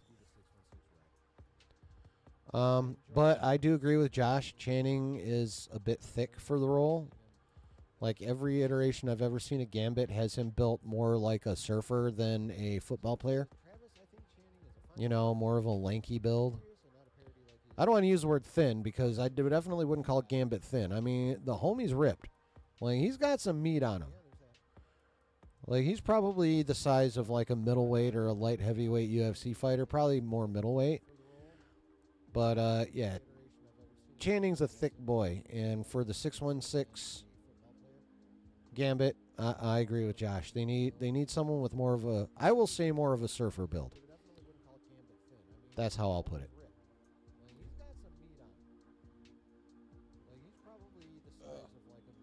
That fucking itch you get right where your eyelashes meet your eyelid. Oh, I fucking hate that. God damn it. God damn it. All right. Travis says with Arisham, I like Arisham or Arisham. I don't know what the fuck is up with the what do you call it? Accent on the second syllable. Arisham. Anyway, with Arisham pulling out the Eternals to be judged, I see people like Loki, Strange, Wanda, Spider-Man also being put on trial for disrupting the natural order. Galactus retconned into a Celestial. I don't think Arisham's going to be fucking around with Loki, Strange, Wanda, and Spider-Man. And I definitely don't think they're going to retcon Galactus into a Celestial. They might. But I don't think they are. I think they're going to leave him as being a being who can live from one universe being destroyed into the next one created. I think they're going to leave him like that. Granted, that is something Celestials also do. But as for Galactus actually becoming like, you know, looking like a Celestial, no, I think they're going to leave him as the World Eater. Trez also goes on to say, basically anyone who messed with time and space is put on trial across all universes, forced to fight for which Earth survives. Oh, so you're wanting to cram some Judgment Day in with Secret Wars? I honestly think if they're going to do Judgment Day, that's going to be post-reboot. Like, I am 90% sure that the next time we see the Eternals, outside of maybe Secret Wars, I'm not even sure if we'll get them there, is going to be after the reboot in an Eternity Wars scenario. Marvel, I believe, is still holding the Eternity Wars trademark. So I think that means they actually plan to do that, especially because as far as the Eternals are concerned, mutants are deviants. So I think we're going to get Eternity Wars. And we could also get Judgment Day. They could cram those two together, or that could actually be two separate movies. But I also think they're going to be titled X-Men movies and not Avengers movies now. Like it'll be X-Men Eternity Wars, which I think makes the most sense because it's Eternals going after mutants. So I think we're gonna get Eternity Wars. And we could also get Judgment Day. They could plan those Brooks says still got to finish the Marvel Netflix stuff after finishing Luke Cage season 1, but John Bernthal as Punisher is incredible. Yes, he is. C-Dub says Austin would be a great Silver Surfer. Yeah, I wouldn't mind seeing him as Norrin Rad. And by the way, I am still quite sure the 616 Surfer will be Norrin Rad. I think Shalabal's getting toasted in the Fantastic Four movie. Or at least rendered completely irrelevant to the MCU post reboot. I'm pretty sure the 616 Surfer will be Norrin Rad. And if it's not, I'm going to start questioning what the fuck they're doing. Brooks says Gambit in Deadpool and Wolverine was great as a cameo, but they should make him more serious in future films. I mean, to a point, yes. But Gambit he's a wise ass. He's a Joker. So I don't want him to be over serious. Not a word, but you know what I mean. Trevor says Channing didn't have a neck as Gambit, which was very noticeable. Haha. I mean, yeah. Although props for the comic accurate costume. It's the first time we've seen that. Actually, that was the first time we've seen comic accurate for both Gambit and Wolverine. What the fuck? And we got 2 comic accurate Wolverine costumes. Because remember, he was in the brown and yellow one for that quick him versus Hulk scene. So Brooks says, I think Loki at the moment is the god of stories. Yes. Speaking of, would love to see him more as the god of stories perform his duties to keep the multiverse stable. Oh, he's going to be in Doomsday and Secret Wars. I have no doubt about that. Him being the one holding the multiverse together currently makes it unavoidable. Makes it unavoidable to deal with him. Like you won't be able to not deal with Loki. With the multiverse crumbling and him holding what's left of it together himself. Yeah, you're not going to be able to avoid dealing with Loki at all. We're going to get some Loki. C-Dub says, Austin works in so many different roles after watching Dune 2. He would be a great Lex Luthor in DC. I agree. But I like the dude that they got. What's his fucking name? The homie that was the Beast in the Young X-Men movies. Nicholas...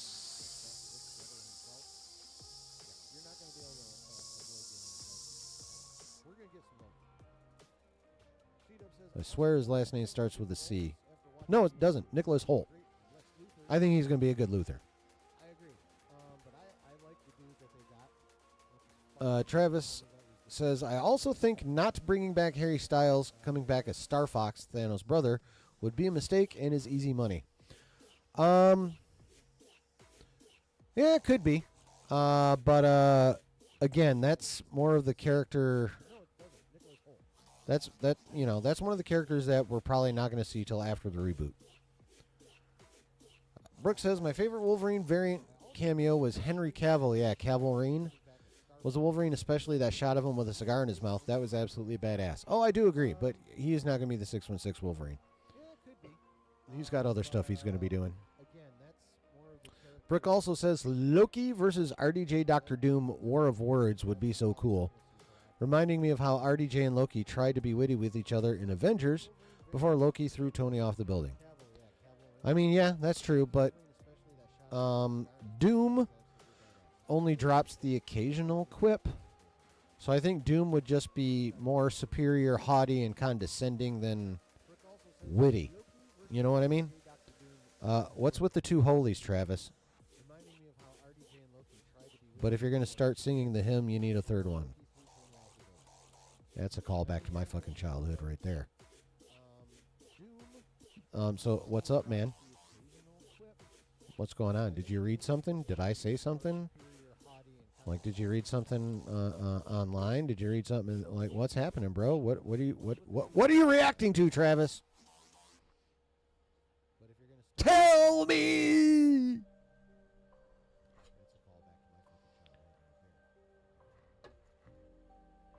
Wait, what? What's going on? Did you read something? Did I say something?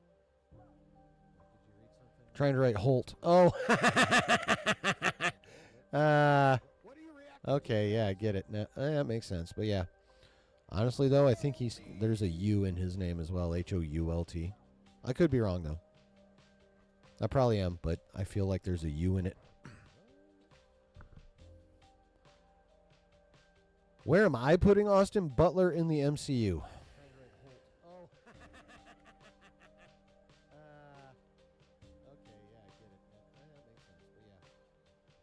Hmm.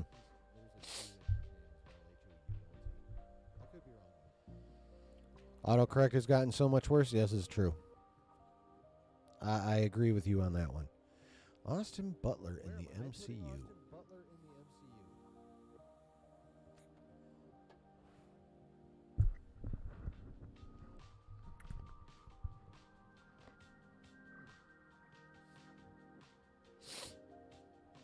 Well, if they're completely recasting most of the roles,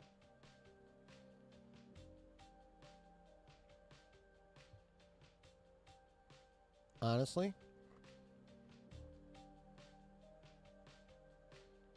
I think he could pull off. I think he could possibly be our new Xavier, although he's a little young. I don't think we're going to need Stewart age Xavier, but someone RDJ's age would probably be perfect for an Xavier. But if they go a little younger, I can definitely see Austin Butler as an Xavier in his, mid to late 30s. Been in business for over a decade, has things going pretty well, but, Travis says Nova wouldn't be awful for Austin. Yeah, but that's going to be a show. I don't think you're getting Austin Butler for a Disney Plus show. So, while I agree that he probably could be a very good Nova, I don't see that happening because Nova is going to be a show. C-Dub says he was a great Gore the God Butcher in Dune 2. Yeah. Travis says 15 years ago I would have said Adam Scott as Nova just for the humor of two stepbrothers coming from Nova Prime. That would be that'd be kind of an inside joke, but yeah, that'd be fun.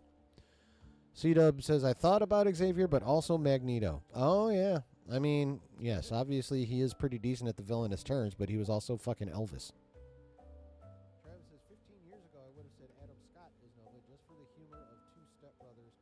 Yeah, he could be either. But again, it depends on the age they're going to set them at. What age they're going to be at. Are they going to be in their is it going to be not super young but younger Xavier and Magneto? Is it going to be not as old as Stewart and McKellen, but splitting the difference between those two? I think honestly for me, I think that would make the most sense. I don't want him McAvoy young, but I also don't want him Stewart old. Even at the age Stewart was then. Still needs to be about 5 to 10 years younger. I think. That's just for me though. Oh, we're not done with that article yet, by the way, either. Travis says Austin could also be Harry Osborn, and a wild card would be Ben Reilly, but that isn't going to happen. Yeah, probably not. Is Harry Osborn? Yeah, he could be.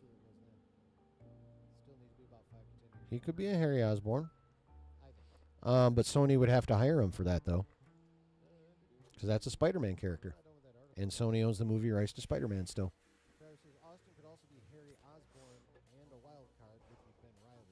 That's the only big problem. If Feige wants Spider-Man characters, he still is going to have to go begging to Amy Pascal. Got everyone else now. Actually, I think there are still issues with the Incredible Hulk, too, now that I'm thinking about it. I can't remember if those have been resolved yet or not, but yeah, we're MCU is still fucked when it comes to Spider-Man. At least when it comes in terms of being able to do whatever they want with them. Still got to kowtow to Sony. All right. Vic also asks, is there any chance they'll split Secret Wars into 2 3-part movies in order to set up more projects on Battleworld / give people more cameos, etc. before the restart? Or just make Elseworld movies thanks to this opportunity? Not a bad question. Alex says, I don't think they're splitting Secret Wars, mainly because originally the King Dynasty felt like a part 1 of the story they were trying to build. So it stands to reason that Doomsday may follow suit. True. They may not be splitting Secret Wars in terms of extending that story between 2 movies and having them both titled Secret Wars. But, there's definitely going to be Secret Wars-ish shit happening outside of Secret Wars. In my opinion. Vinny says, hello, Alex. I hope all is well. So polite, these people. Will there be characters grouped together in Avengers Doomsday like it was for Avengers Infinity War, where there is a Fantastic Four team, a Peter Parker-led Spider-Verse team, if Sony allows it, a Sam Bucky-led team featuring characters from Brave New World and Thunderbolts, a Carol Bruce Wong-led team featuring Shang-Chi, Rhodey, Shuri, etc., a Doctor Strange-led team featuring sorcerers, magic users, a Daredevil-led team featuring street-level characters, a Wolverine, Deadpool-led team featuring mutants, a Thor Star-Lord-led team featuring cosmic characters, a Blade-led team featuring the Midnight Suns, an Eternals team, and a Kate Bishop Kamala-led team featuring the Young Avengers. God damn, Vinny! Alex says, that's quite the pairing. Too many if you ask me, but I see where you're going with it. And yeah, originally for the Kang Dynasty, you would have seen different groups taking on different variants of Kang at the same time.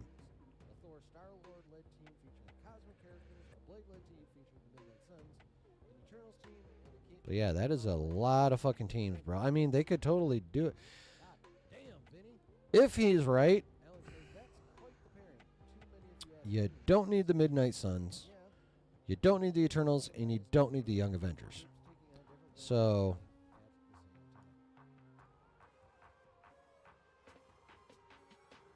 all this shit, hell yeah.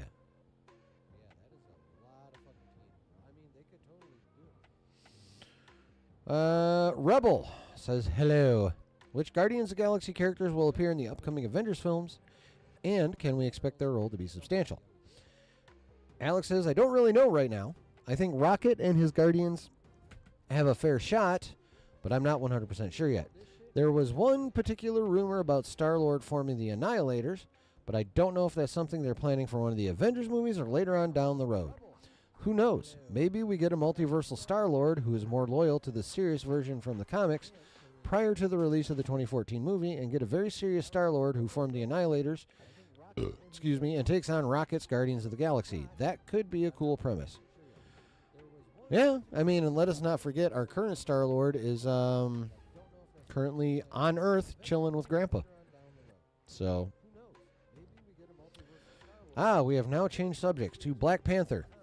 Chance 32252 asks, what's next for Wakanda in the MCU? And Cam asks, is there anything you can offer about a third Black Panther film? Alex says, Wakanda, as I understand it, is being ruled by M'Baku and is under Jabari law. I don't know if the plan is to antagonize him and make him a villain, but the idea is to have T'Challa II challenge M'Baku for the throne of Wakanda, and the storyline possibilities that could stem from that would be amazing if done right. Yeah, it's going to be very interesting to see how they handle Wakanda going forward. For sure. Travis says, I'm surprised MCU hasn't tried putting movies or individual episodes of shows under event labels like comics whenever shows and films cross over. Well, they kind of did that in a restructuring. See, now they're going to have Marvel Studios for the movies. They're going to have Marvel Television for the TV shows that are linked to the movies. They're going to have Marvel Searchlight for the, the much more standalone shit. And then, Marvel Animation is, what it says. It's the animation. So, they're kind of already doing that. I mean, they're not quite doing it to the level you're talking about, but they're kind of doing that. Brooke says Guardians 3 did end off with the possibility of the characters coming back in the future. A serious Star-Lord could be dope. Yeah. Yeah, they did leave that open. All right, moving on to the Blade, Ghost Rider, and Midnight Suns/Sons. I take it both version of the word sons was used in the comics at one time or another. Fluffy Raffy 116 says, any word on Blade? Alex says, it's in a limbo state.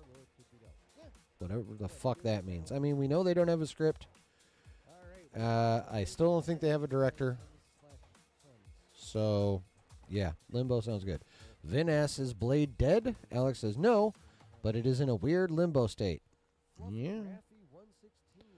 Travis says, Baron Zemo still had his life saved by T'Challa. Yep. And we have yet to see his reaction to his death. I'd love that to be the thing that pushes him into an anti-hero, forming a Dark Avengers-like team. Yeah, I mean, it's entirely possible we could get something like the Dark Avengers in this phase. But I do see where you're going with that. Candyman Brims says, hey Alex, any details on Blade's new plot and if everything is finally looking better in terms of its production and maybe if a director has been chosen? Alex says, nothing yet. I understand that the story they are working on is near close to completion, but I don't know anything beyond that. It still blows my mind how they don't have the story for that fucking movie yet. It's a Blade movie. It's Blade versus a bunch of cannon fodder vampires and a big badass one. Done. Like, what's the fucking problem here? Nerd Power 88DE says, hi Alex, what's the future of Blade? Because we didn't hear anything new from this at the SDCC panel. Alex says, the decision to not address the entire upcoming slate of Marvel movies and shows, as I understand it, stems from an idea to have audiences focus more on the immediate upcoming releases rather than focus too far ahead in the future. I mean, I understand the logic behind that, but anytime you put those slates up on the big screen there, Kev, that generates a fuck ton of hype and a fuck ton of speculation, which further drives the hype. So, god damn. So while this is definitely a logical way to do things, but I think you're underestimating the hype those slates bring. Yeah. The reason why Doomsday and RDJ as Doom was revealed is because they wanted to tackle the whole Avengers 5 thing in one fair swoop. But Marvel's main focus right now is Captain America Brave New World, Thunderbolt, Asterisk, and Fantastic Four for the film side, Ironheart and Daredevil Born Again for television. Ironheart better be fucking dope. Like, they have figured out...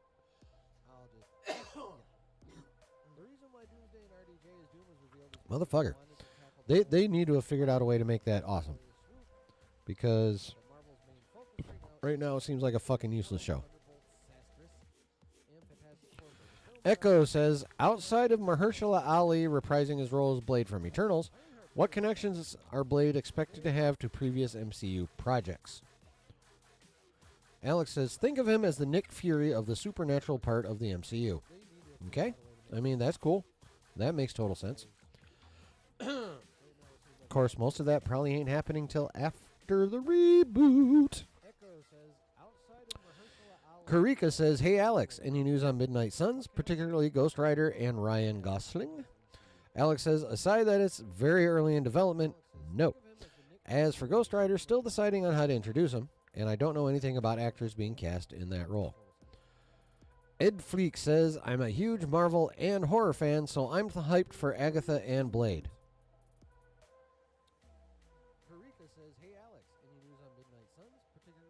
Alrighty then. I want to know if Marvel is going to take more chances on horror. I know you said there was a Midnight Suns project in development. Alex says they have some really cool ideas for horror stories in the MCU, primarily having to do with Mephisto and Lilith, so we can expect demons and vampires to kind of dominate that aspect for a bit. Agatha will also lean heavily into some horror aspects, dealing with witches and paranormal stuff, so that might also pique your fancy. From what I saw in that one Agatha trailer, their attempt to lean heavily into horror aspects is not scary. Red Gyarados 2010, Red Gyarados 2010 asks, any chance that the supernatural / Midnight Suns characters, such as Werewolf by Night and Man-Thing, will appear in Avengers 5 and 6? Alex says, very unlikely at this point in time because most of these characters are detached from the rest of the MCU, even though they're in the same universe. Alrighty. Travis says, there's a neat idea with all hope being lost, but Zemo shows up with Agatha, High Evolutionary, Blonsky, and so on to whoop some ass.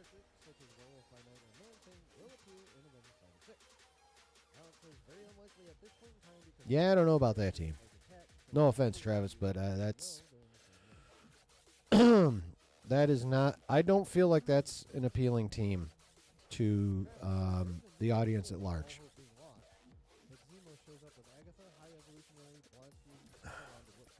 That feels like a team that would only appeal to the sweatiest of the sweaty. And making a movie for only the sweatiest of the sweaty will fail miserably. Travis Mitchell also says, also, a good Black Panther 3 Secret War subplot would be Zemo ending up with T'Challa's son and having to protect him, dying to save him. I mean, that I'm here for. A little bit of Zemo redemption like that. That'd be cool. I wouldn't want them to take too much time with it, but that would actually be cool. But as for that team you built with Zemo, no. I don't see that being able to be successful.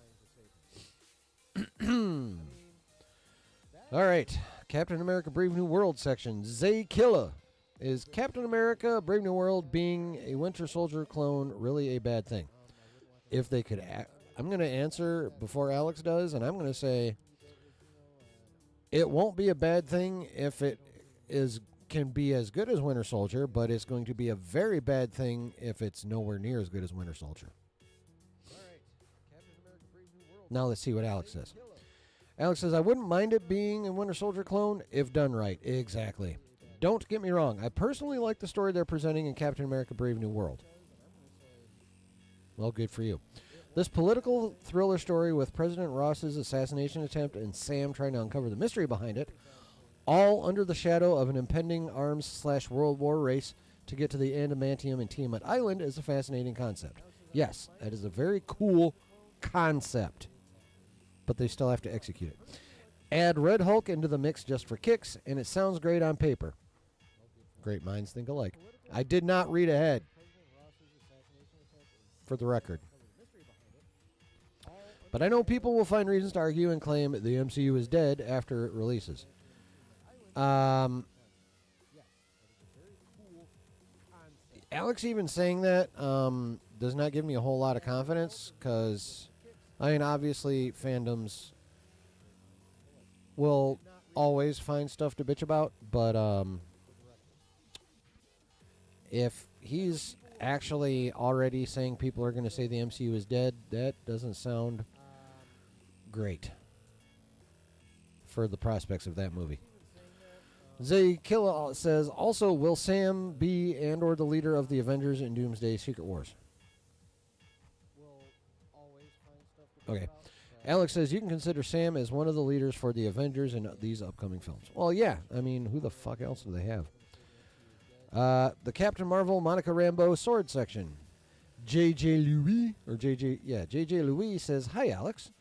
What are the chances of a third Captain Marvel movie? Alex says, no plans currently exist for a third Captain Marvel movie. Chillin adds, and that's the way it should fucking stay. Dow Fayboy says, will Phyla-Vell storyline ever cross with Carol Danvers? Alex says, no clue. Both characters exist in the MCU, so maybe their paths might cross soon. But it won't be in a Captain Marvel movie. Dow Fayboy also asks, when are we seeing Monica Rambeau again? Alex says, Avengers films for sure. Oh, yeah. Definitely. WD172 says, I hope you're feeling better, Alex. Will Sword return? Alex says, yeah, Sword will return. Cool. hopefully in a bit of a more serious role than it had in the Marvels. Although, fuck you people, Flirkin' kitties are goddamn cute. I will hear no Flirkin' kitten slander on this channel. Next section, Daredevil Born Again, Friends and Enemies. Vacanus. Okay. Says, hi, Alex. I hope you're doing well, and I'm happy to hear we'll be seeing you on Discord more. I just have a couple of Daredevil Born Again questions. How large of an impact do you expect Muse to have on Daredevil, Fisk, or even the city of New York? Alex says, Muse is going to be an interesting antagonist in the sense that he'll put Daredevil and Fisk in a position we haven't seen before with their portrayals, having a common enemy. Yeah, that will be fun. He'll introduce a very interesting dynamic that will have repercussions to come, especially for vigilantes. Vacanus then asks, one thing that made Muse so unique in the comics was how creative, albeit, and that's how it's pronounced, not albeit sick, he was with his crimes. Do you think the show will be willing to show off how sadistic Muse is as a character? Alex says, I think so. One thing Marvel is doing is broadening their horizons by allowing more mature themes to be established. Just look at Echo and Deadpool and Wolverine. Okay, so to address that, Travis says, what would you like to see done with Fury? If Rhodey truly hasn't been around since Civil War, which I'd hate, as would I'd love to see Fury to suit up alongside him, becoming a new war machine to honor Tony. I don't need or want Fury in armor. I just want to see Fury be Fury again. Leading people, knowing more than everybody else, and just in general being a badass motherfucker. Vacant anus. Well, I mean, in general, one would hope. I mean, otherwise you probably got a hemorrhoid or, you know, a stuck turd or penis. Who knows? And there's nothing wrong with that. That's why I put it on the list. But yeah, no. Muse, I don't think they're going to go super hard into Muse, because if you're not aware, Muse is a fucking psychopath murderer. And the reason he calls himself Muse is because he thinks of himself as an artist. And when he makes his kills, he creates art using the corpse he just created.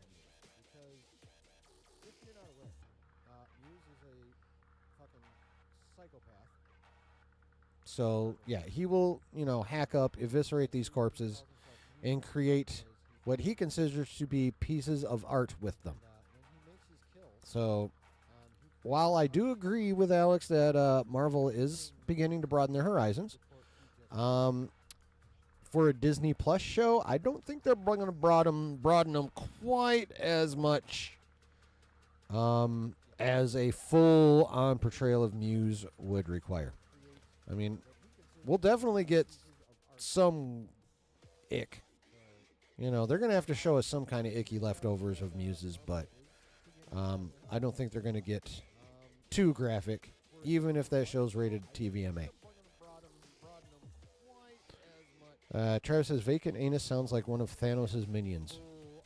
I mean, kind of. I mean, what the fuck kind of name is Ebony Maw? Like, the dude was neither ebony colored nor did he have a big maw. That one has always puzzled me. All right. Makerwave, that's how I'm going it, says, hi, Alex. Do you know if Bullseye will have an expanded role in Daredevil Born Again Season 2? Alex says, too early to say. Sade says, hey, Alex, hope you're doing well. Would Daredevil Season 1 Part 2 release before or after Spider-Man 4? They are both filming this fall at the same time and location. Ooh, I didn't know that. Interesting. Alex says, I would say after, but again, we'll have to wait and see. Okay. See, now, if they're going to go more multiversal for Spider-Man 4 rather than deal with the Devil's Reign, that actually would make sense.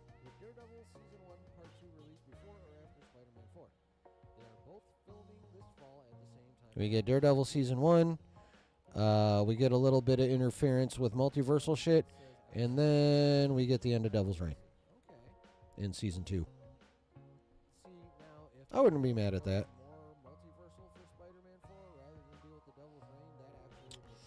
High Five 326 says, you've previously mentioned before Marvel has potential plans for Luke Cage. Any hope of seeing him in the other Defenders in Daredevil Born Again Season 2 besides the previously rumored Jessica Jones? Alex says, I have no info on that at the moment. I mean, out of all the Netflix Marvel characters, I just want a different Iron Fist. Whether they go with the lady that was already in Iron Fist and became one, I believe, before the end of that show. Or if they just recast for Danny Rand, I don't give a fuck.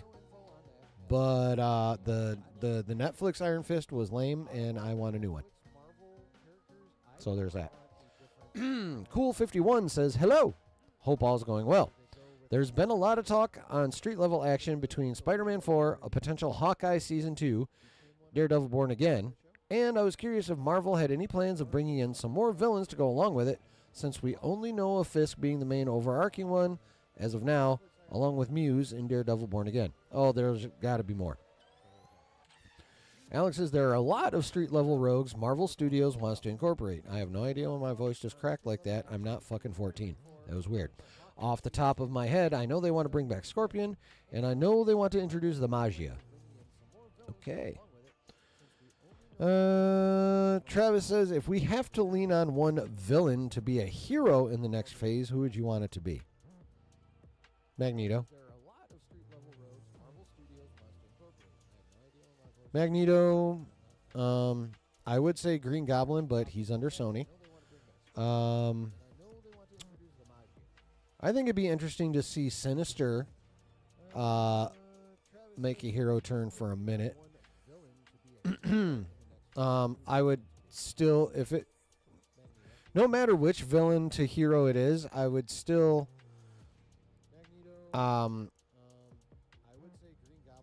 make it plain that while they're being heroic, in the end it's still in furtherance of their own desires and stuff. But yeah, I think Magneto would be cool. Sinister would be cool. I'd like to see him in a hero turn. Yeah, Defoe's Green Goblin being good, I would be badass. But fucking Sony. Daredevil, Deadpool and Wolverine spoilers. Oh, actually, yeah, we could get some interesting things answered here. Luke B 4577 says, "Hi, Alex. Hope you're doing well. Did Paradox intend to eliminate Earth 10005 because Logan was going to die in the future, as opposed to him having already died in that world?" Alex says, the only reason why Paradox wanted to eliminate that timeline was because he didn't want to wait around thousands of years for it to slowly die and decay, hence using the Time Ripper. That is, I'm sorry, that is one of the story elements that is fucking weak. I mean, I don't care, because that movie's still fucking fun and badass. But, yeah, that is definitely... people that want to complain about aspects of the story, I will not argue with them when they bring that one up. I will not. To answer your question, it really is a matter of perspective relating to Logan's death, because time works differently in the TVA as opposed to other timelines. The TVA has the ability to oversee a timeline at different points in its existence. This is very true. The timeline Deadpool and Wolverine is set in, Earth 10005, has a fixed point in 2029, which is Logan's death at the end of Logan. For Paradox and the audience, this event already happened. But for Deadpool and his friends, it's something that's yet to happen because the film is set in 2024. The problem with Deadpool is with his fourth wall break, he could acknowledge these events already happened because he doesn't follow normal rules of character writing.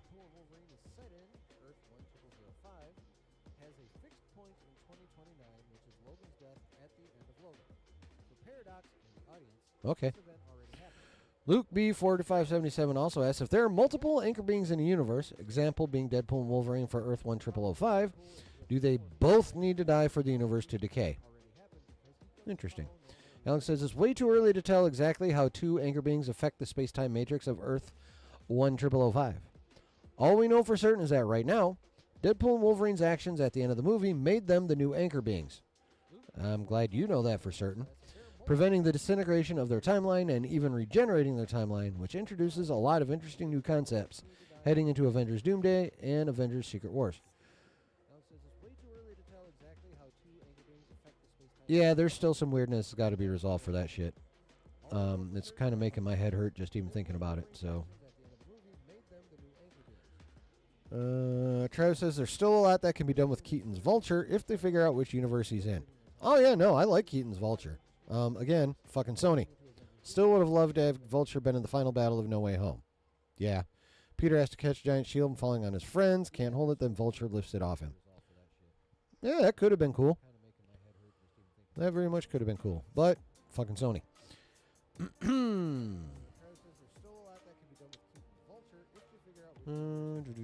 Okay, an anomaly. Good that you know that about yourself.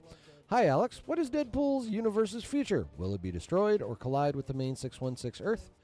Alex says, we will revisit Earth 10005 soon. As to its fate, who's to say? I say, since Earth 1005 is also the Earth that contains Monica Rambeau and those X-Men that we know about,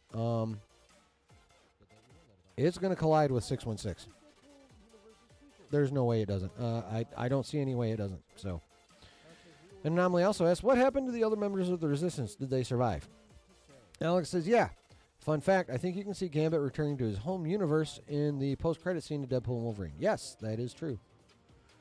Took people a minute to notice it, and obviously it definitely wasn't me that came up with that one. I only notice things after other people point them out to me, for the most part. Easter eggs. After Hours Media says, hey Alex, is there any exact info you've had regarding the Deadpool timeline, or is it just an educated guess? The continuity in the movies don't work, especially that of Logan being canon to Deadpool. Alex says, respectfully, the exact info you're going to get is the movies. Let's start with Days of Future Past.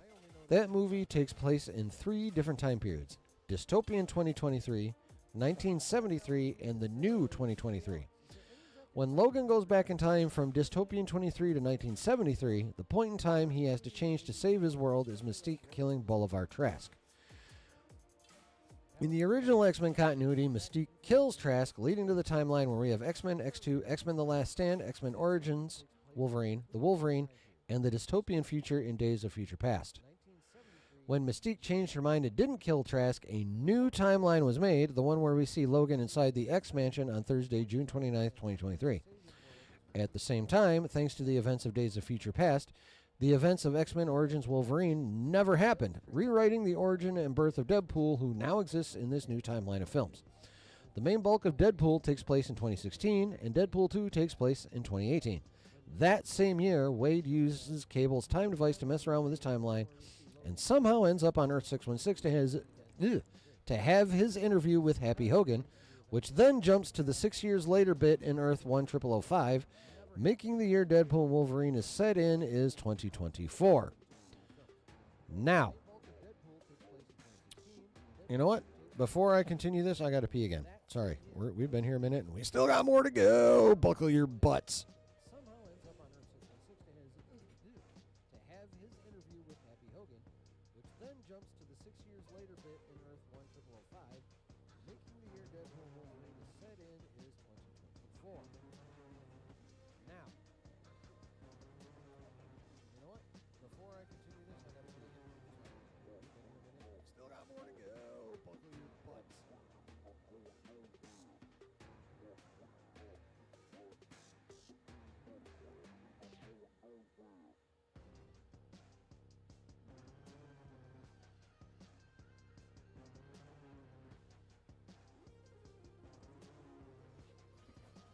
For the record, I've been holding that fucking thing that for a minute, so I just couldn't hold it anymore.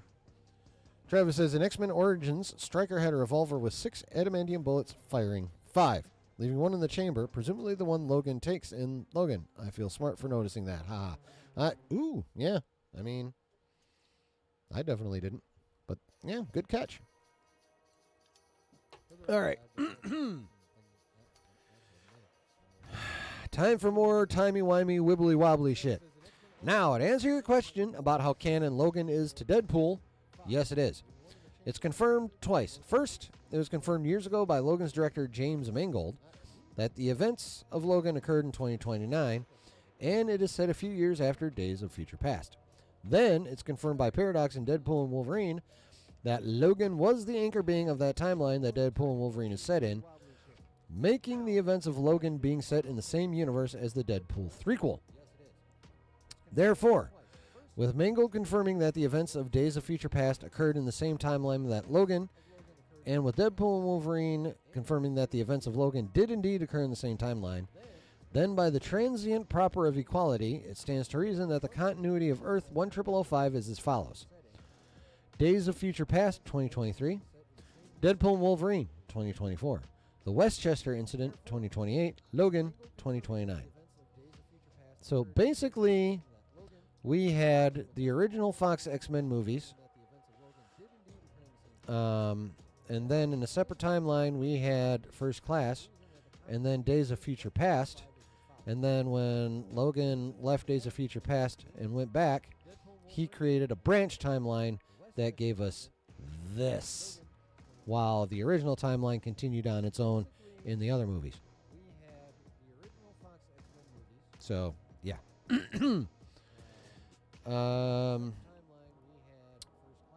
Damn, Alex is still answering this shit? Okay. Where was I? Oh, yes. The new continuity. It stands to reason that the continuity is as follows. Blah, blah, blah. If your main argument is that Deadpool complains about Logan's death in Deadpool 2, or that the X-Men from Apocalypse and Dark Phoenix films show up in that film and not making it canon, the simplest answer is that it's a fourth wall break meant as a gag and not something that should be considered when taking into account the canon of the timeline. It's kind of stretching it, but all right. Travis says, while I love the team we got in Deadpool 3, it would have been cool had they had to reassemble the team from Origins. Kevin Durant, Doran Moynihan, William Liev Schreiber. Yeah, but that Deadpool sucks, so fuck that. Brooks says, oh yeah, about Deadpool and Wolverine, the story did seem a bit generic. Yep, and wasn't particularly deep. Nope. But honestly didn't take much note of it. Was in it for the action and the humor. Yes. Yes. Travis also says, missed opportunity for the ending was not having Wade reminiscing about their moments together like Steve Martin in Planes, Trains, and include Wolverine cutting head off in Origins, Wade smiling. Yes. Yeah. Another good idea from Travis. I am not surprised. Microwave. I'm pretty sure this is, well, I don't know, but I'm pronouncing it microwave. Do you think Deadpool will appear in something other than the future Avengers films? Maybe DP4 or X-Men? Alex says, I think so. Ryan Reynolds as Deadpool is a guaranteed box office hit. Yeah, them some facts. Reju says, hi, Alex. I've always been your fan. Aw, I have questions. There was information from Snyder that Mobius will appear in Deadpool and Wolverine. Was this true? If so, what was the original plot of this movie supposed to look like? Alex says, it was true at one point, yes. The plot of Deadpool and Wolverine had a lot of ideas and changes that ultimately didn't make the final cut or ever left the drawing board. Well, essentially they just replaced Mobius with B-15. So, I don't think it's any deeper than that, but it could be. Travis says, imagine Wade and Logan walking side by side, carrying Dogpool and Dog Carrier as Every Time You Go Away plays. Yeah. Jaded Leto haters back says, why was Thor crying? Alex says, I really don't know. To me, it was just a gag using footage from Thor the Dark World, but now I'm sure they'll probably make something out of it. Excuse me. Jestra Gogo says, hey, Alex, thanks for doing the Q&A. I mean, hell yeah, Alex, thanks for doing the Q&A. What trailers will be released online from D23 next week? Maybe Born Again Maybe Born Again teaser and another Agatha trailer. Also an Ironheart trailer? Alex says, I have no way of knowing what will come out online and what will be kept private. Most likely they'll make it public since they've done so in the past, but we'll see. Yeah. Jestro Gogo says, will Wolverine and Deadpool come back before the Avengers movies, or will we have to wait until Avengers Doomsday and Secret Wars? Alex says, most likely we'll wait until Doomsday and Secret Wars. Yeah, I agree. Joshua says, hi, Alex. What's the deal with two Wolverines on Earth 10005 now? Is there a possibility of Hugh Jackman playing both of them in Secret Wars, or will they just ignore him to preserve the ending of Logan? Alex says, I really don't know how they'll address it, if they even do. The way I would handle it is by saying that what Deadpool and Wolverine did at the end of the movie essentially rewrote the space-time matrix of Earth 10005, making him the Prime Wolverine, and the other one just doesn't exist anymore since the universe was at the literal edge of spaghettification. Hold on. Rewrote the space-time matrix, making him the Prime Wolverine, and the other one just doesn't exist anymore since the universe was at the literal edge of spaghettification. Heh. I don't know if I like that. I also don't know if I don't like that. Now, well, having two Wolverines on Earth 10005 just seems like such a hassle to deal with going into Doomsday and Secret Wars. I mean, yeah, but there's a lot of anal retentive fans out there, Alex, and it should fucking be addressed. Travis says Thor is crying because Deadpool tells him Loki is still alive, watching over him outside of time and space. Yeah, could be.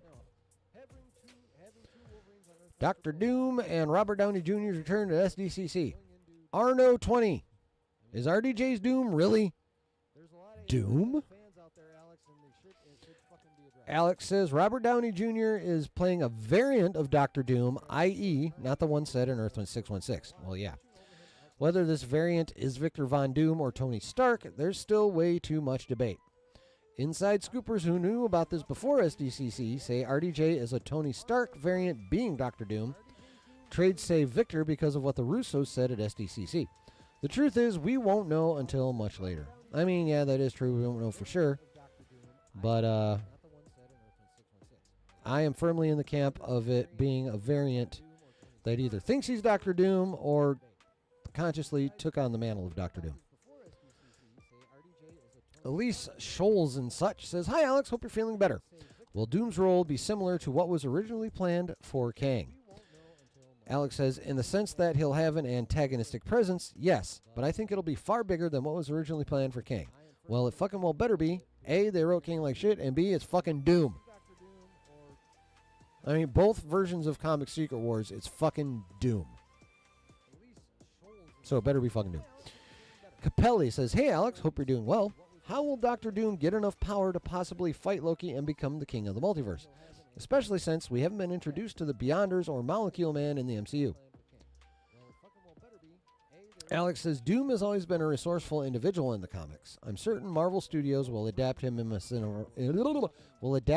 similar fashion. Translated, he has an idea, but he is not confident enough in it to talk about it. But he has an idea. Mr. Perez has an idea. Kim, I'm going with Kim, says, hey there, Alex. Hope you've been well. Thank you for doing these for us. They're greatly appreciated. Fuck yes. Preach, Kim. Why did Marvel decide to debut Dr. Doom this early and as a variant? Alex says, I've been asking myself that very same question since the announcement. For people who don't like that announcement because they say it feels desperate, I mean, yeah, it is a little desperate. Desperate times call for desperate measures. But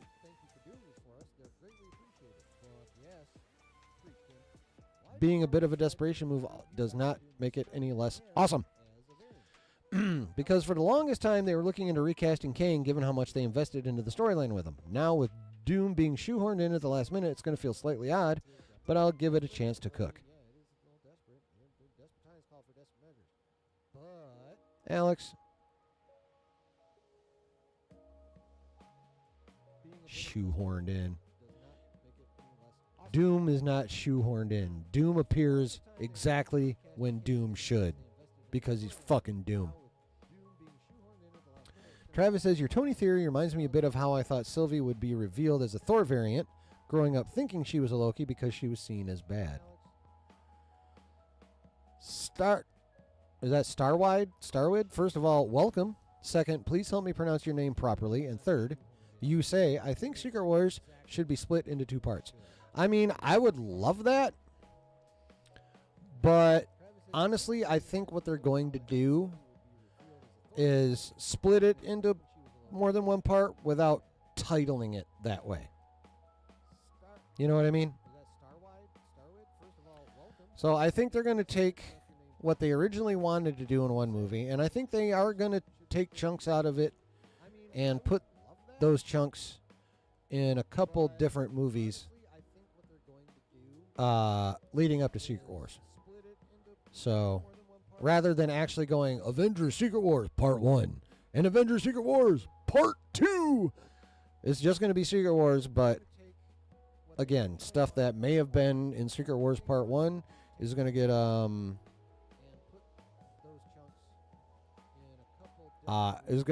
I think, chunks of it spread out amongst multiple movies.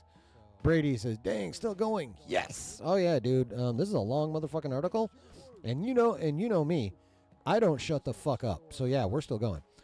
Star Lady says, "Star, what you doing?" Oh Jesus Christ. Star, what you doing? But just call me Star, of course. All right, Star. Well, thank you. I mean, but yeah, I would love Secret Wars 1 and Secret Wars 2, but I think they're doing it that other way. Brooks says, yeah, no way they can do all of Secret Wars in 1 2.5 hour, 3 hour movie. That would be too much, plus splitting Secret Wars into 2 parts could lead to more revenue. Oh, yeah. I mean, yeah, it would definitely lead to a lot of revenue.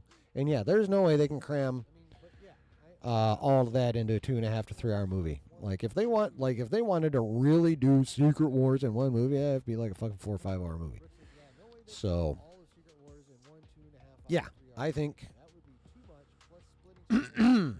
I think it'll be split, but I don't think it'll be Secret Wars 1 and 2. I think we're just going to get the one titled Secret Wars, and I think the rest of the story will get spread out amongst some of the movies leading up to the one actually titled Secret Wars. Travis says, one genius move that I haven't seen done since Matrix 2 and 3 is releasing films the same year, just months apart. Yeah. I mean, Rebel Moon did that. But yeah, outside of Rebel Moon and the Matrix, no, they don't do that very much. Travis says, one genius move that I haven't seen done since Matrix 2 and 3 is releasing films the same year. But I think there's probably a lot of reasons for that. Most of those reasons can probably be grouped under the title Hollywood bullshit. But yeah. Kim says, is Kang still going to be the final villain for Secret Wars, or is Marvel really done using this character? Well, he's definitely not going to be the final villain. They might not be done. Because I still think Doom needs to wipe out the council. That's just me, though. I mean, if they don't even mention his name again, I ain't gonna be mad. Like I'm not one of those people who really thinks that thread needs to be tied off at all. But I'm not 100% sure that he's done. Alex says, it appears they may be done, but I personally wouldn't be surprised if the character returns as someone or something else, and then take the opportunity to recast the character. There are still too many story gaps left unfinished. No. Nope. You're going to get him one more time, and then we're never going to fucking see Kang again. At least if they're smart. We'll never fucking see Kang again. Star says, you think Spider-Man 4 will either be between Doomsday and Secret Wars or before Doomsday? I think it's going to... I agree with... given the new slate. See, I had a predicted slate last Wednesday when I streamed. But then, like, within a day or two, Marvel released their actual slate. Not with any new titles, but just with slots, right? And the slot slate they released really fucked up my theory. But there is... See, I thought... And I still don't know how their Blade's going to make the November 2025 fucking release date. I have no idea because they still don't have a fucking script or director. So I'm still convinced that movie's not going to be in that slot. And I originally thought they would put Spider-Man 4 there. because Sony wants that motherfucker out. They wanted it out next year. But now, I'm inclined to agree with those who think, excuse me, while Blade is still scheduled for that November 2025 spot, for whatever fucking reason, but, where was I? Oh, yeah. That the new February 2026 slot, which is the last one before Doomsday in May of 26, I think that'll probably, I think it'll probably be just before Doomsday. That'll be the last one right before Doomsday. Travis says, especially splitting Cobra Kai into 3 parts in 4-month intervals, that batching is going to piss people off. Yeah. Well, I mean, look what they did with Invincible. I mean, they fucked themselves with that big old 3 or 4 month split, especially when you're splitting up 8 episodes. You give people 4 episodes, then make them wait, 2-3 months for the 4 months for the next 4 episodes? You fucking kidding me? I'm glad I didn't start watching Invincible till the second half of the second season had already come out. So that didn't annoy me anywhere near as much as it annoyed the people who'd been with it since the beginning. But I do agree with them that was a stupid fucking idea. Liam, Kate Bishop fan, asks, is it possible that with Doom now in the mix, Marvel might combine certain projects, specifically Young Avengers, Scarlet Witch, and Wiccan Show, and do the Children's Crusade storyline properly? Well, the Young Avengers, for me, definitely don't need their own titled movie. They're great for support in a movie not titled Them, in my mind. So it's not that I don't want to see the Young Avengers at all, but they don't need their own titled Young Avengers movie. They just need to appear in a bigger name movie and be very cool. Alex says there is a potential for that relationship to be explored with Doom now seeking to create Battleworld, but we'll see what happens. Pierre Chanlieu says, Alex, do you believe or know if Dr. Doom, not specifically the Doom in Doomsday and Secret Wars, will become a recurring presence in the MCU even after Secret Wars? Oh, fuck yeah, he will. Alex says, I can confirm that they had plans for Doom post-Secret Wars before he was confirmed to be appearing in Doomsday and Secret Wars, and it's very likely those storylines they had planned will continue to be used. One of those included even the possibility of a spin-off project in the very far distant future, but it's because Doom is currently on a similar playing field to Loki in the sense that he is beloved by fans. The main issue here is that I don't think that RDJ will be the Doom we see in 616 moving forward, and he'll be recast with a new variant. I 100% agree. RDJ will not be the 616 Doom after the reboot. I think he's going to be in more than Doomsday and Secret Wars and the post-credit for Fantastic Four. He's going to pop up in at least one more movie in more than a post-credit scene. Other than that, I think he's just going to be referred to. But having significant screen time in only Doomsday and Secret Wars, no. I think he's going to have significant screen time in at least one more movie besides those two.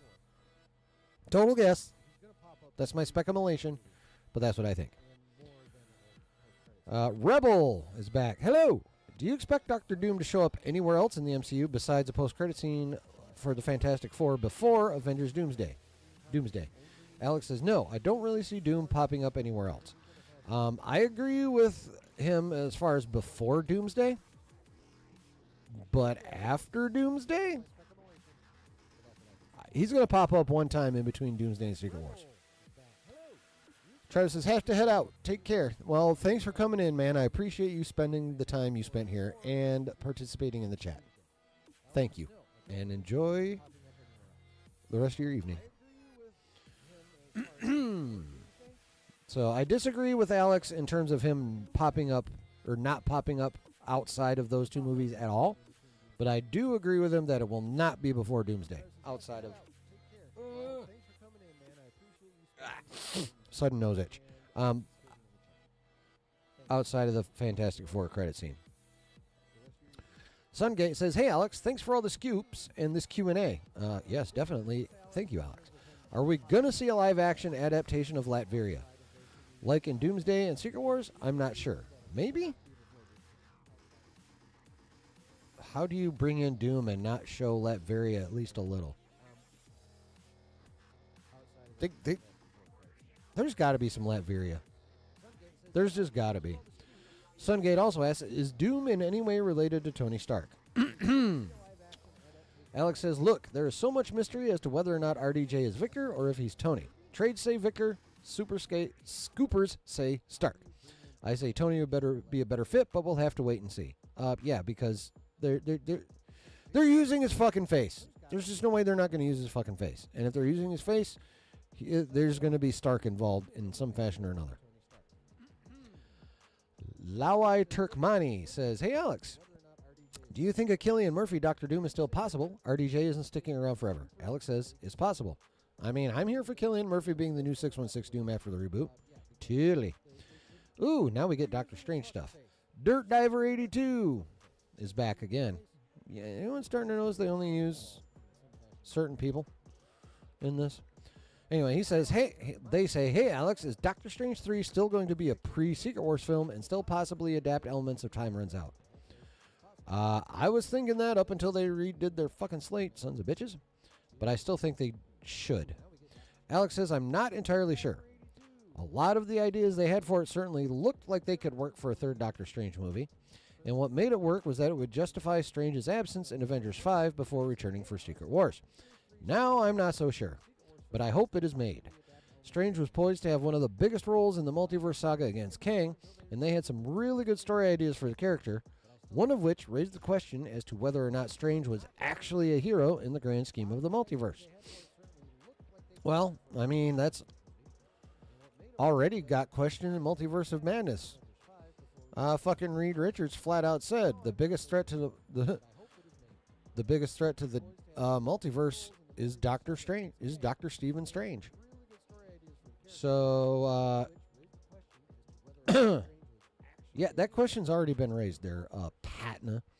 His words say one thing, but his actions in the multiverse say otherwise. The more help he wants to do, the more damage he does to the fabric of reality. Moving on to the Eternals. Matisha says, hi, Alex. Kevin stated that there are no media plans for the Eternals sequel, but is it in the works after Secret Wars or Doomsday? Can we expect appearances here and then with some Eternals? Alex says, I know Eternals will be in Marvel Zombies and in What If. I didn't know that, but those are both animated. So that might be the closest you get to seeing them again for the time being. All right. Nothing moves the blob. That is true. Hi, Alex. Hope you're doing well and getting the time and space you need. With the Eternals not getting a sequel, there are some loose ends there. How will they affect the future of the MCU moving forward? Will Eros and Pip return? Thanks for all that you do. Alex says, thanks. I don't know how they'll handle the Eternals storyline moving forward. I know ideas for a sequel already exist, but whether or not they're explored remains to be seen. Well, all I'm going to do is repeat one thing that, because I've already said this any number of times tonight. So now I'm just going to squish it down to Eternity Wars. Eternity Wars. Fantastic Four. Well, these sections are getting shorter. Because my voice is starting to go. Hot damn! Nope. How much before this motherfucker? Okay, we're almost done. In case you're getting bored or tired. We're getting there. I will attempt to blather less so we can get through this motherfucker. All right, Fantastic Four stuff. Agent Alex Mahone says, hello, Alex. I hope you are fine and well. Will Marvel Games or Activision finally release Marvel Ultimate Alliance and X-Men Legends back on Steam if there's something you might know about it? Excuse me. Alex says, I have no idea, but now I'll have to look into it because I love those games. Ooh, getting Alex on the trail. Agent Alex Mahone also asks, if Galactus is the only one in the multiverse, are those other Galactuses just him traveling from one place to another in different form? Or is it like with Darkseid from Final Crisis? Alex says, so, ooh, little mea culpa.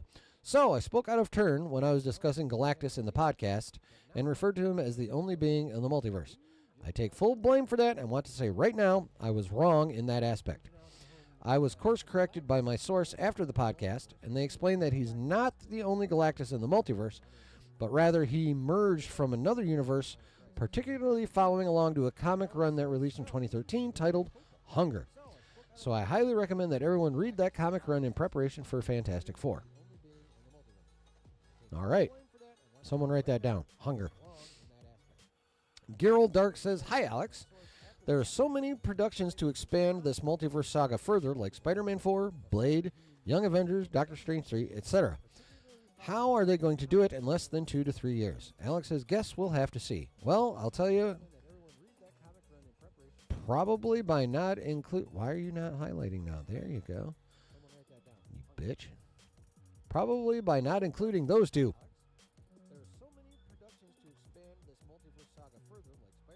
That's one way.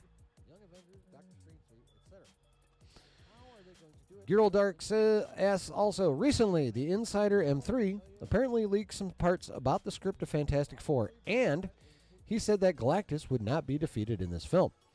If this rumor is true, could Galactus be one of the villains along with Doctor Doom in Avengers Doomsday and Secret Wars, or will he only be exploited after Secret Wars? Alex says, "I've only heard Galactus will be dealt with in Fantastic Four.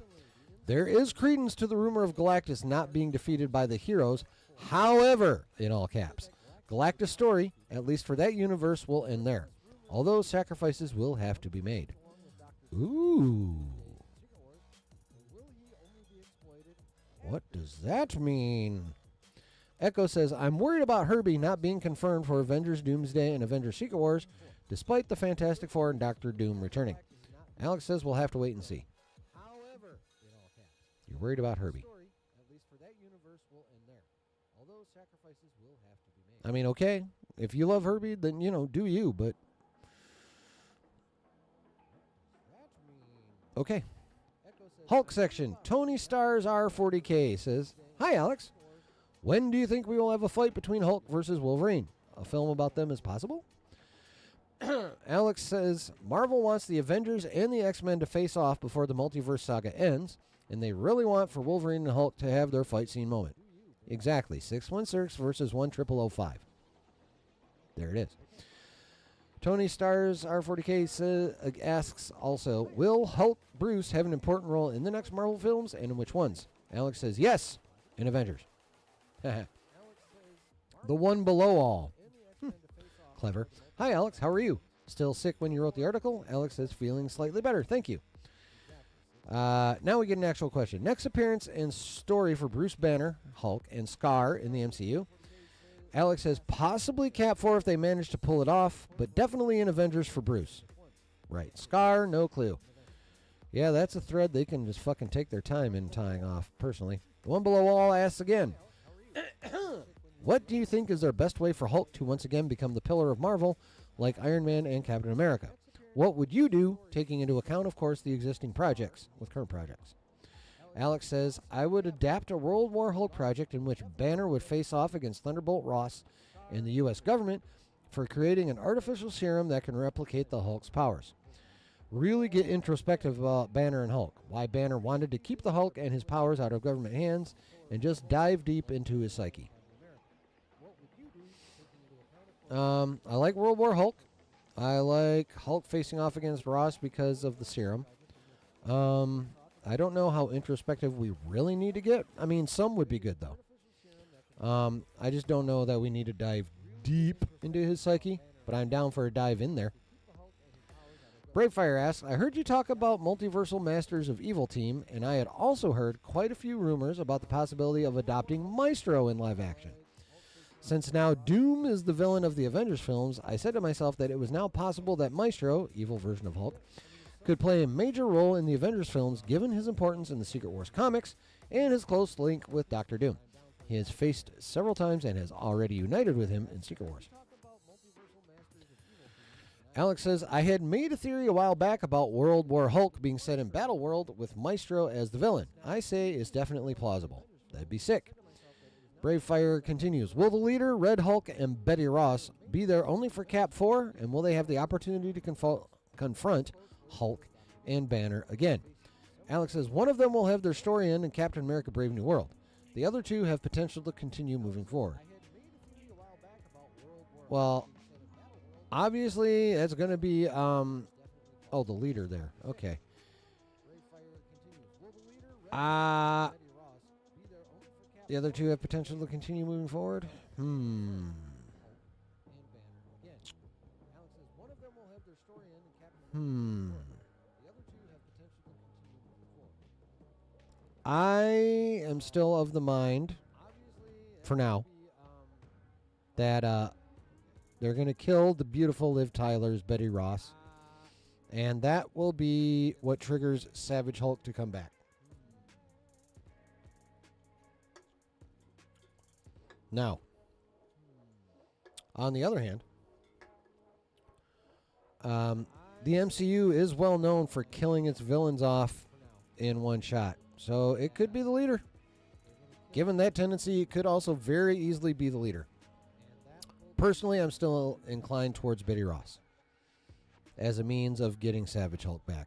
And I think that's probably why I'm inclined to that, because that's what I fucking want. Because I want Savage Hulk back, and that's killing Betty is probably the most efficient way to do that. That's it for now. All right. We finally made it. But remember, folks, that's just part one. That's just part one, bro.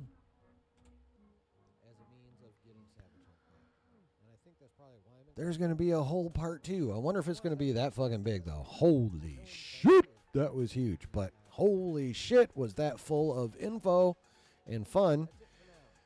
And what do you guys think? But remember, folks, that's just part one. What do you guys think Just part one, bro. about all that info? Anything in there get you excited? Anything in there you're kind of like, eh? There's gonna be a whole part two. I wonder What do you think, chat? if that fucking big. Holy What do you think? shit, was that full of info and fun. And what do you guys think? You know what I think, because I've been telling you what I think for fucking 2.5 hours. Excuse me. What do you guys think While we've been going through this article. about all that info? Anything in I'm stretching. Deal with it. I refuse to attempt to actually flex because I have no tone left anymore. Little hump. Oh, well, as usual, I got a little more tone in my right arm than I do my left arm. Anyway. Brooks says, sort of what I expected, to be honest, but it's mostly good stuff, especially the Secret War stuff. Yeah. You know, I'm really kind of annoyed about the movie slot thing. I may have to make a video on that one. But I got to figure out my new thoughts, because Feige fucked me up with that shit.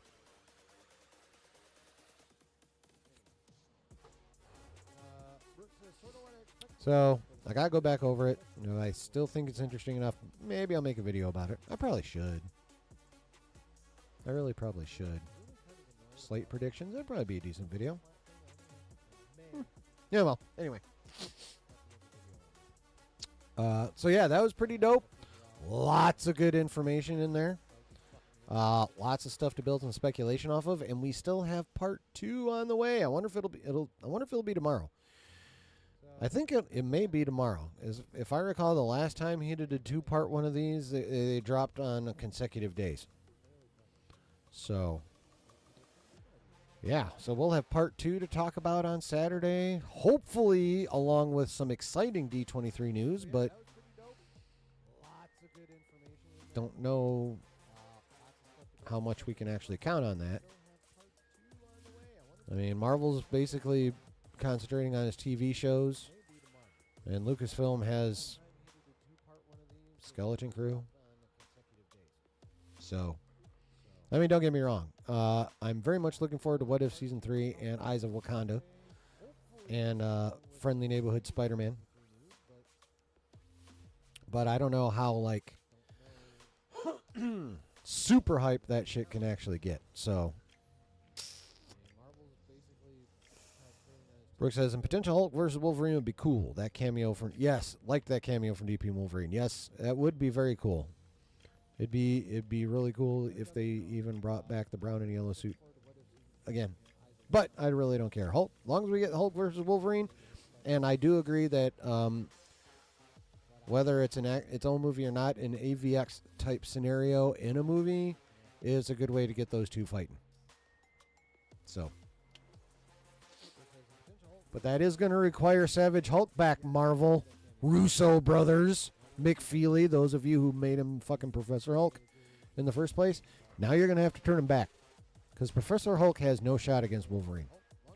Gotta be Savage Hulk. Got to be Savage Hulk. Gotta. All right, chat. Any further thoughts? Because if not, my throat hurts and I'm getting the fuck out. And I love you guys. But I gotta figure out how to keep my throat going during these because there are probably going to be days when I'm going to want to go longer even than 3 hours. But today is not that day. Today is not that day. All right. Time to go. But of course, before I go, first things first. Whether you were here live or you have managed to stick around for the entire replay because you were just that curious about what Alex had to say, thank you. First of all, much gratitude. And if you would be so kind, if you have not done so already, first please hit the thumbs up button, hit that like button. If you have not yet done so, please also hit the subscribe button. I'm trying to get to at least 300 before the end of the year. I would prefer more, obviously, but I'm at 209 now, so I need 81 more subs, 91 more subs, Jesus Christ, in the next 4 months. So if you're watching this and you have not yet subbed, please sub. I'm really trying to get to the monetization light, which is peace Brady, man. Thanks for being here, bro. Which is where you need 500 subs and 3,000 watch hours, and you get memberships and super chats and shit. But you still need to get to the 1,000 sub, 4,000 watch hour threshold in order to get the AdSense. So, but one step at a time. I want to get to 300 by the end of the year. I wouldn't mind going over that a little extra. And then, of course, 400. But I really want the 500 with the 3,000 watch hours. So, if you guys are feeling generous, you can give me money.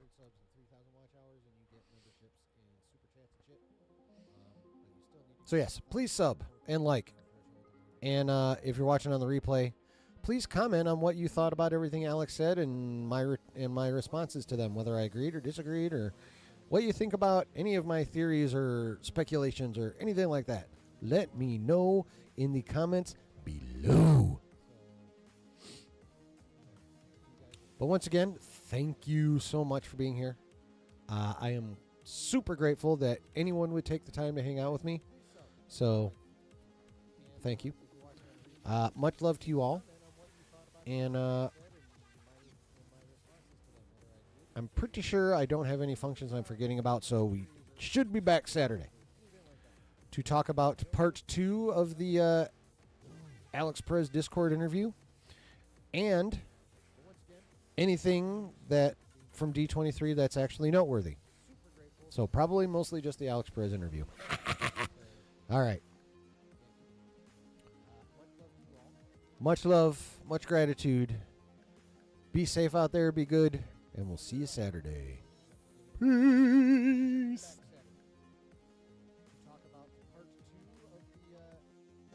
Alex Perez Discord interview and anything that from D23 that's actually noteworthy. So probably mostly just the Alex Perez interview. All right.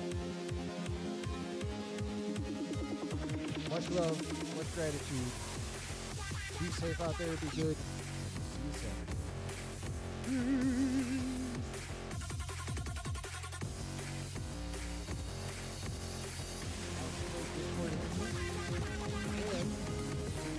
Anything that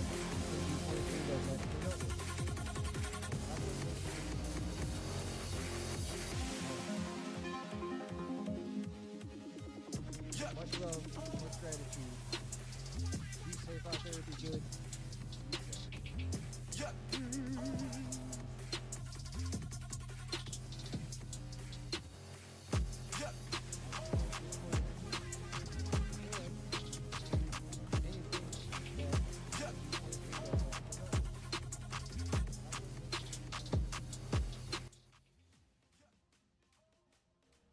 Ooh, doggies, what a stream, what a stream, what a stream. I think that was a pretty fucking good stream, y'all. A lot of good info, a lot of good talk, a lot of good speculation. I think we did pretty fucking good tonight. I hope you agree. And if you do agree, hit all the buttons and comment. Yeah.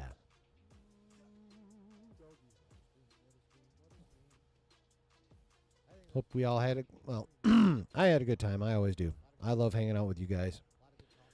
So I hope you guys had a good time.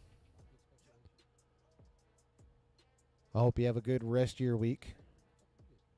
And we will be right back here in the basement Saturday night to talk more Alex Perez reveals and D23. I'm looking forward to it. I hope you guys are looking forward to it too. Be well. And we'll see you Saturday. Much love. I hope you guys had a good time.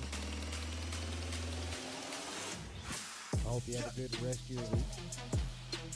And we will be right back here in the basement Saturday night to talk more Alex Perez reveals and D23.